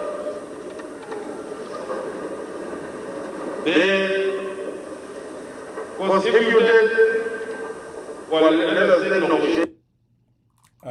ده النهاية بتاع الفيديو. أنا الفيديو ده طويل لكن I cut it off. أنا داير أختم هنا وأنا داير أقول للناس المشاهدين استمعتم للشرح بتاع دكتور جون جارنج دي موبير which is very important to all of us. أنت اللي ما فهمت ده مشكلتك، ده ما مشكلتي أنا كإدوارد. I'm not here to convince anybody إنه جارنج ده unionist ولا separatist. It is up to you. بالنسبة لك لو جارنج ده unity ده مشكلتك، he is unionist, it is your problem. If he is separatist, it is your problem. كان إدوارد تشيك أنا بالنسبة لي شخصيا جارنج أنا ما بقدر أقيمه إنه هو انفصالي ولا وحدوي. كويس؟ أنا كلام ده قلته قبل، ما تقدر تقول الحاجة كده because هو مستخدم نظرية معقدة جدا لتحقيق حق شعب في جنوب السودان والشعوب المعمشة في السودان. إذن بكل البساطة لما نيجي في very simple لما نخد الحاجة نبسطه، أنا قلت إنه جارنج تكتيكيا وحدوي، استراتيجيا انفصالي، وشرح لكم هسه في بالذات the last 2 tracks. وكلامنا انا قلت قبل وقرن عارف، انا قلت لهم قرن ده ما زول فاهم، ما زول ساكت، لكن هو عارف ده يوصل لشنو. ده مشكله بتاع دكتور جون قرن مع ناس كثيرين. he knows what does he want for the people of South Sudan. وبيعرف انه هيحقق مشكلته كيف. مشكله بتاع قرن انه هو فاهم انه حقوق بتاع الجنوبيين ممكن يجيبوه كيف، بس بالطريقه بتاع تفكير عقلاني واستراتيجي ما عاطفي بتاع والله انا داير انفصال، داير انفصال، وجي ينقن في النهايه جي دوقش هذا تشنقن زي الناس اللي ضربوا المطره، ما في انفصال جابوه مع ناس وكده. سو قرن يواري فيري تاكتيكال، وزي ما زمان ين ماسيو قاعد يقول لنا انتوا يا انفصالين ديريتوا ما تجيبوا انفصال. جنرال ين ماسيو used to say that يعني ينده was very critics to us بالذات ينده بالذات. ناس ما جادين ما تجيبوا فعلا ناس كانوا ما جادين ما جابوا انفصال. ين was not wrong. ين was not wrong. He was right. حقيقة هذا قدامكم داير له مشاكل بعض بكل البساطة. فأنا داير أقول شنو؟ دكتور جون قرن قال لك أنا لينا برانا كجنوبين ولينا قاعد نشاكل في الجنوب ما نقدر نشيل النظام بتاع مؤتمر وطني في الشمال. واضح كلام بتاع دكتور. إذا هنا هيكون عندنا 2 تراك، عندنا مسارين. مسار بتاع نتفاوض مع NIF في السودان ونصل معهم لبوليتيكال سيتلمنت للجنوب ولابيه وجبال النوب والنيل الازرق، او هنا هنمشي في تراك بتاع NDA انه ده كومبليت ريموفال بتاع النظام بتاع مؤتمر وطني. حصل يا جنوبيين؟ حصل. اذن جون قرن يكسبلين هيمسيلف وشرح نفسه قبل ما هو يموت. اخيرا السؤال بتاع انه قرن ده هو انتهازي ميكافيلي ولا هو براغماتي؟ أول حاجة قرن ما ميكافيلي، ممكن نقول قرن ده براغماتي. ليه؟ لأنه المفهوم السياسي للميكافيلية هي بتشير إلى استخدام بتاع الخداع أو المناورة أو القوة لتحقيق السلطة أو الحفاظ عليها، حتى لو تعارض ذلك مع المبادئ والأخلاق التقليدية. ده الفكرة الأساسية بتاعت الغاية تبرر الوسيلة للمفكر الإيطالي نيكولو ميكافيلي صاحب الكتاب بتاع الأمير. إذن الفكرة ده ما قاعد ينطبق على دكتور جون قرن خالص. وهنا ممكن نناقش الحاجة دي. ده طبعا فلسفة وده سياسة، ما رجالة، ما ركوب راس. أوكي. إذن قرن القائد الميكافيلي بيعمل شنو؟ القائد الميكافيلي بيستخدم المناورة والخداع واتخاذ القرارات القاسية أو غير شعبية وتقديم المصلحة السياسية وكده. قرن ما عمل حاجة ده. قرن for all his life of struggle هو خدت مصلحة بتاع الشعب بتاع جنوب السودان فوق مصلحته. انتوا لو لاحظوا الكلام اللي قاعد يقولوا قبل، خدت مصلحتنا كشعب بتاع جنوب السودان فوق مصلحة أو طبعا هدف حقه خدته في فوق كل الناس.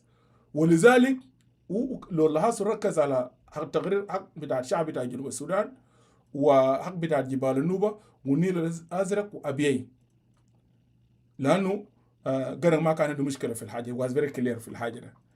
أنا بقول إنه جون قرن هو كان براغماتي، ما كان انتهازي، ما كان ميكافيلي. البراغماتي ده معناه شنو؟ البراغماتية هي بتعني اتخاذ القرارات بناء على المصلحة والواقع ونتائج الممكنة، وليست فقط على أساس الأفكار والشعارات. أنت معي؟ وده مشكلة ما قادر يفهموا كثير من المثقفين بتاع أبناء جنوب السودان لما يجوا يغيموا الدكتور جون قرن. أنا I'm not here to أي زول ده يجيني فوق هنا ده يقول لي قرن وحدة ولا انفصالي، ده رسالي don't come up, don't waste your time. أنا will remove you down. أمشي. I don't want to listen to you. Go and make your room and say whatever you want to say. That the low level بتاع question I could answer because already I explained myself. كويس. قرن هو براغماتي زي ما أنا قلت، لأنه البراغماتية بتعني اتخاذ القرارات بناء على المصلحة والواقع ونتائج الممكنة وليس فقط على شعارات. دكتور قرقر رفع شعار بتاع السودان جديد ألماني ديمقراطي. سو الناس مسكوا في الأساي ده. في ناس كتير يجوك مسكوا في الأساي ده قالوا قرق ده والله واحد أوي بيكوز هو رفع شعار بتاع السودان جديد ديمقراطي. لكنه ما عارف إنه جو قرق ده زول سياسي مؤنق وده وبيعرف الهدف بتاعه شنو. والبراغماتية لما تتكلم عن البراغماتية مقابل بتاعت الأيديولوجية يعني نحن ممكن نصل لخلاصة وأنا ماشي أختم إنه قرن يعني قرن لم يكن أو ممكن نقول لم يكن دكتور جون قرن دي موبيور رئيس بتاع الحركة الشعبية بتاع السودان عسيرا لأيديولوجية جامدة. ما كان كده نو. أيديولوجية بتاع السودان جديد ما جامدة مطاطة وقرن شرعه قدير بل أصهر قرن قدرا كبيرا يعني من البراغماتية السياسية. انت لما تتكلم عن البراغماتية السياسية معناها شنو؟ وده الحاجة أنا لازم أشرح عشان بعدين I know في ناس ممكن احتمال ما يجوني they will go open room they will go and talk it what قال but let me explain myself to the people of South Sudan to be clear. لما تتكلم عن إنه قرن هو براغماتي سياسي ما ميكافيلي معناه إنه قرن استخدم الخطاب بتاعت الوحدة عندما كان يخدم مشروعه الاستراتيجي. انتوا فهمتوا كلامي؟ قرن يستخدم الخطاب بتاع الوحدة لما كان المشروع بتاع ليه؟ عشان شنو؟ عشان يخدم المشروع الاستراتيجي بتاع دكتور جون قرن. and دكتور جون قرن explain الحاجة ده explain it في this short video هنا explain it here إنه let me play the short video explain it. If you say you are fighting for an independent South Sudan, you cannot get allies among the oppressed people of Sudan. We came out with the vision of the new Sudan. Exactly. لو أنت قلت you are fighting for the independence of South Sudan, أنت ما هتلقى تعيد من السودانيين. And you will be crushed easily. Simple. ده هسه داير له مدرسة. هسه داير ندخل جوك مدرسة نعلم جوك إنه يا جوك أنت لو شاكلت عشان الانفصال ما بيكون ده خلفاء في السودان. وده الريزون اللي خلى النشاط بتاع الأنيانيا يكون محدودة. ليه؟ لأنه أنيانيا ما كان عندها سبورت في ما قدم رؤية.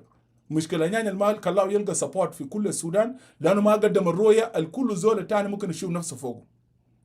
لكن لو كان جوزيف لاغو أصر ورفض إنه ما يوقع اتفاقية ونظر لورقة كتبه دكتور جون قرن أننا كان أنجزنا أقلها كنا ممكن نطلع بكونفدرالية زي ما قاعد يقولوا جون قرن. كونفدرالية في إطار السودان الواحد. إذا كان الجلابة دي مانغو هاي السودان واحد لكن عندنا كونفدرالي عنده سلطة ذاتية قائم بذاته في جنوب السودان أقلاه. عشان كده قرن كان بيقولوا في ضرورة بتاعت إنه أنيانيا كجيش ما يتم دمجهم في أجلة ما يتم دمجهم خالص في الجيش السوداني. ده كان الإشكال بتاع دكتور جون قرن. لكن لأنه خطاب السياسي بتاع أنيانيا كان خطاب بتاع independence of South Sudan. So when you talk about the independence of South Sudan already you lock yourself up. أنت قفلت الباب بتاع الدعم من جبال النوبة من النيل الأزرق من غرب السودان من شرق السودان من أقصى السودان. يعني حتى لو جاء ناس بسيطين لازم أنت تلقى الدعم ده. عشان كده أنيانيا وان ما قدر يمشي كتير. أنيانيا they end up signing the agreement بتاع position زي ما قاعد يقول الدكتور جون قرن. they end up ده حقائق جنوبي مرات لما تقول كان طلعوني ولا يدور خاين بعض الناس الجهلاء في كلاب هاوس ولا يدور ده كان ضد جوزيف لاغو ولا يدور الشيك ده رابش كله نونسنس رابش. انت لو ما وصلت مرحله بتاع السياسه بلا استمع واقعد في بيتك بس جالس اقعد في بيتك stay away from politics.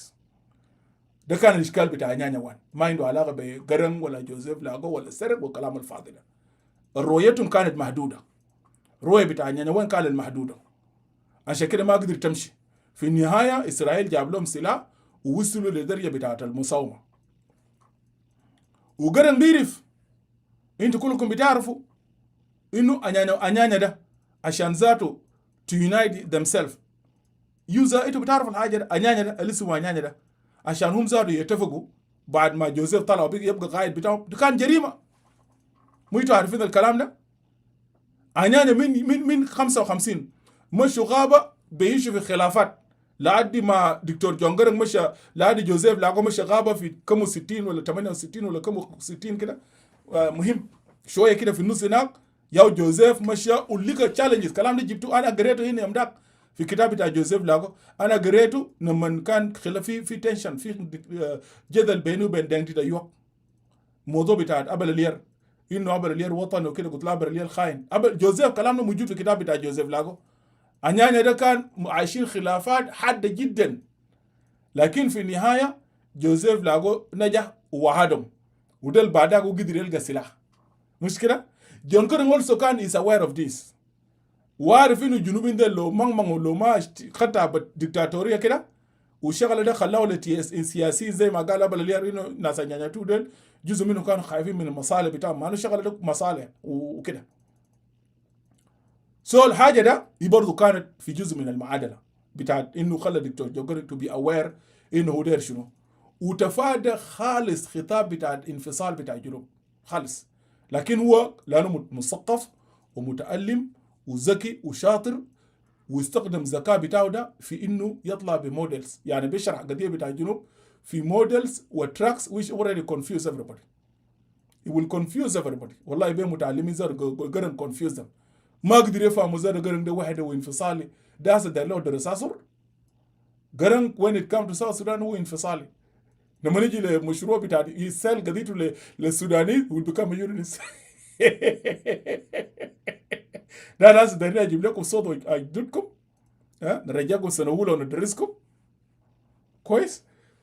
اذا جون جرانج ليس مكافليا، بل هو براغماتي، لانه استخدم الخطاب بتاع وحده عندما كان يخدم مشروعه استراتيجي. عشان كده انا قاعد اقول انه انفصال بالنسبه لجون جرانج كان خط استراتيجي، لكن استراتيجي تحت. لما نيجي في الخطاب بتاع السياسه الوحده بيبقى بياخد الخط الاستراتيجي. شفتوا القصه وين؟ النقطه الثانيه لاحقا انت شفتوا اخيرا عشان الزمن وكده، انا ممكن اوصف، لو قال لي ايدوت اوصف جون جرانج، انا بقول انه جون جرانج كان سياسيا عسكريا ذكيا براغماتيا. هو براغماتي. ليه انا قاعد اقوله براغماتي؟ ماشي اختم. I'm concluded for that all 3 hours. وانا موضوع ما بفتحه تاني. I'm done.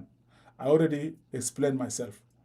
I don't react to anyone. I don't respond to anyone. Just what is very important for me is to make myself clear. أنا قلت له وصفت لكم جون جرانج، وليه مثلا أنا قاعد أقول إنه براغماتي. أنا بالنسبة لي شخصيا قناعتي جون جرانج ده زول ذكي وسياسي من طراز الأول، وكثيرين من المثقفين الجنوبيين ما قدروا يفهموا جون جرانج وشنو ذاته، لأنه ما عندهم نفسهم فرصة عشان يفهموا الرجل. أقرأ حاجاته بتيو أندرستاند الراجل اللي مشى وين، الراجل اللي كان بيشاكل في حقنا كجنوبيين، وبيعرف لو هو يتعامل بعاطفه بتاعتنا. والله اننا سيبراتيست وكلام الكده ده حقنا كجنوبيين بدي ونكون عبيد فور لايف لجلابه. Very simple. You agree with me, you disagree، ده مشكلتك. It is not a check problem. ده مشكلتك، لا تزول مخك مقفول. اعمل لك شنو انا؟ انت قفلت راسك كده قلت خلاص نعمل لك شنو؟ امشي. جو امشي شغل البحر، ما ينيل بيك شغل. لكن دكتور جون جرانج لو هو ما يستخدم الاستراتيجيه ده حقنا والله ما طلع. والله حاجه ده لو كان خلونا الليله ديل اللي قاعدين ديل والله الجنوبيين كان بعطاكم اصبحت والله العظيم. ونشكر ربنا. انا شخصيا بالنسبه لك ادوارد والله يا جرانج الحمد لله انت موت بانا وقعت اتفاقيه، لان لو جرانج مات قبل التوقيع بتاع الاتفاقيه ما ديل اللي انتوا هسه الجنوبيين شايفينهم ديل كان بعطاكم اصبحت. والله هذا كان سؤال. ديل حق الجنوب السودان حي. ديل ناس ما عندهم اخلاق، ما عندهم ذمه، ما عندهم مبادئ. قروش البترول ده بنهبه بالنهار، جايبين لنا يوغنديات وكينيات وديل وبيكم شغالين في زيت في النسوان بس. ديل تقول لي خلوا لهم قضيه بتاع تقرير المصير ده كاغنا ضاع. الحمد لله قرن خلوا لهم في اللحظات الاخيره ربنا شالوا، لان ربنا كان عارف انه مسير الجنوبيين كان هيكون طويل جدا. شالوا في اللحظات الاخيره وخلاص فضلنا بالمأساة. الحمد لله بقينا دوله بنمغمغ برانا كده. هسه بقينا دوله هنا عنا مغمغ مع الناس زي لونينا ما قدرنا the next generation they will be aware what went wrong. عشان كده بنعمل الفيديوهات ده what went wrong and they will continue fixing South Sudan بالنسبة لهم هم كوطن. والناس الجوام جراجيس والحرامية واللصوص كلهم زار ماشيين يموتوا قبل الله ما يقتلهم زاروا هسه، قبل ما الشعب بتاع جنوب السودان يجي يحاكمهم يموتوا. إذن بكون في أساس بتاع بناء وطن جديد بدي سبيس جديد للشباب ويال بتاع جنوب السودان. ده كلام أنا داير أقوله في الأخير. سودان جديد بتاع دكتور جون جرانج ده ما سودان تلقائي، ده سودان مشروط بالشرط. وإذا لو خدت الشرط ده معناه شنو؟ أجل مش قدام يا جوك. أنت هسه بيرك لو أنت شرطت عملت شرط مع مرتك قلت لها اسمع كده لو عملت كده كده بيحصل. بيت ده مش قدام يا جوك. أنا بمشي قدام. أنا بمشي. ها؟ في زواج شفتوا في زواج كان بالشرط ومشى قدام. ها؟ زي ما قال جون جرانج قبل. جون جرانج ده راجل ده خطير جدا. قاعد شو كلامه قبل. قال أنا هنا إما نختار زواج نكونوا قاعدين في البيت الواحد لكن ما عندنا زواج. لكن بنجلد بعض. ولكن ما جاب. مرة راجل قاعدين في البيت ما في عقد بتاع زواج بنات لكن شغالين جلد في بعضهم. The guy is very dangerous. كويس. قال هسه في النهاية زي النظام بتاع خواجات هنا في أمريكا هنا. ده هسه شفتوا خواجات قاعدين هسه يتزوجوا. واحد صاحبي قبل كم يوم قال لي والله يا إدوارد أنا هسه داير نشتري الزوج. قلت له تتزوج من؟ قال أزوج مرتي. قلت له حاصل شنو؟ ما عندك ولدك ماك؟ قال عندنا ولد ماك ده كم 36 سنة. قال لنا كنا قاعدين فترة كله شغالين دروس بعض. Are you guys serious؟ كلامنا معنا. قلت له كلامنا معنا كجنوبي ما شغال. قال لي كيف؟ قلت له this kind of model is not working in South Sudan in Africa. In Africa we call it a devil model. الموديل زي ده انه تقعد مع مرة في البيت. ده هتزول هسه الجنوبي فيكم بقبل هسه انه جناك بنتك في الجنوب هناك يقعد بكره الصبح بيجوك بقى كاكيز بيتكم. بيجوك الصبح جماعه بيجوك بقى كاكيز طلعوا دينك. شلت بدنا مجاني هسه اجماني مع الرص تنجلد نمن وزاري الجنوبيين ده اللي كرهوك الحياه. اوكي لكن لوك ات از جون جرانج فيري انتليجنت. قال اسمع السودان ده يعني نكونوا قاعدين في مانغ نكون هاي خلاص هناك اوكي كويس كويس. قال ما يعني هنا نكونوا قاعدين في السودان واحد لكن هذا السودان الواحد اللي نكونوا قاعدين في الجنوب في اطار بتاع نظام كونفدرالي وانتوا تكونوا قاعدين. يا ده مثل بالزواج ده ناس يكونوا قاعدين في الحاله ده. سو الحمد لله يا اما the complete separation. ده تعليم بتاع جون جرانج. حصل شنو؟ قالوا براها بس كلام كده بيقنع اي زول. بجناب زاروا قبل شوف يدينهم كيف راب راب راب راب راب راب. الفاهم والما فاهم تلقاه تصفق يدين راب راب راب راب. لانه كلام جميل كلام منمق وكلام مكلف وكلام بدروش ناس. صار جون جرانج دروش ناس بكلامه ده. شفته؟ The man is very dangerous. Rest in peace leader. ترقل بسلام. شكرا لك يا دكتور جون. والله شكرا لك. انا شخصيا بشكره لانه طلعنا من جلابه لكن الخطا ارتكبه الدكتور جون خلى لنا قابوس اكل اللي هو سلفه ده. وبعد جرانج مات سلفه مسك فينا معط وطلع ديننا وشرتنا وخرب البلد. بعد جرانج يو ديد يور فات. حقنا مع سلفا كير ويل ديل ويز ات. طلعنا من جلاب حقنا مع كير ده يسايل. لينا وي جوينج تو فايت ويز سلفا كير. ولينا نشيل صوتنا منه. The big part of the struggle you finish it. اما مانغ بتاعنا مع سلفا كير في الجنوب ده ويل ديل ويز ات. السلام عليكم يا جماعه. شكرا لكم. جوكت لو ما مشغول هتاخد فرصة. ايزول قاعد في فيسبوك قاعد في يوتيوب تعالينا سؤال. انا شرعت نفسي. النقطة الأول ده fundamental issues إنه حركة الشعبية أول تلقى كان ضد الانفصالين. أنا أقول الكلام ده ودكتور مجاك وأنا في كتاب برضو I quoted إنه ده كلام that is not what happened. الشكل حصل بعد الخلاف بتاع السلطة زي ما قبل أنا قريت الكوتيشن. أوكي so أي حاجة تاني زي ده ما بيهمني. قضية إنه دكتور جون جرانج انفصالي ولا واحد ده مشكلتك أنت كزول مثقف مخك شغال ما شغال. it is your own decide by your own. لو بالنسبة لك انفصالي أوكي بالنسبة لك واحد أوكي yeah it is up to you. I'm not here to go to convince you لا but I'm here to present my case. شكرا لكم للناس المشاهدين فيسبوك. شكرا لصور 3 ساعات و40 دقيقة almost 4 hours. God bless you all. Let's go to Clubhouse. السلام عليكم.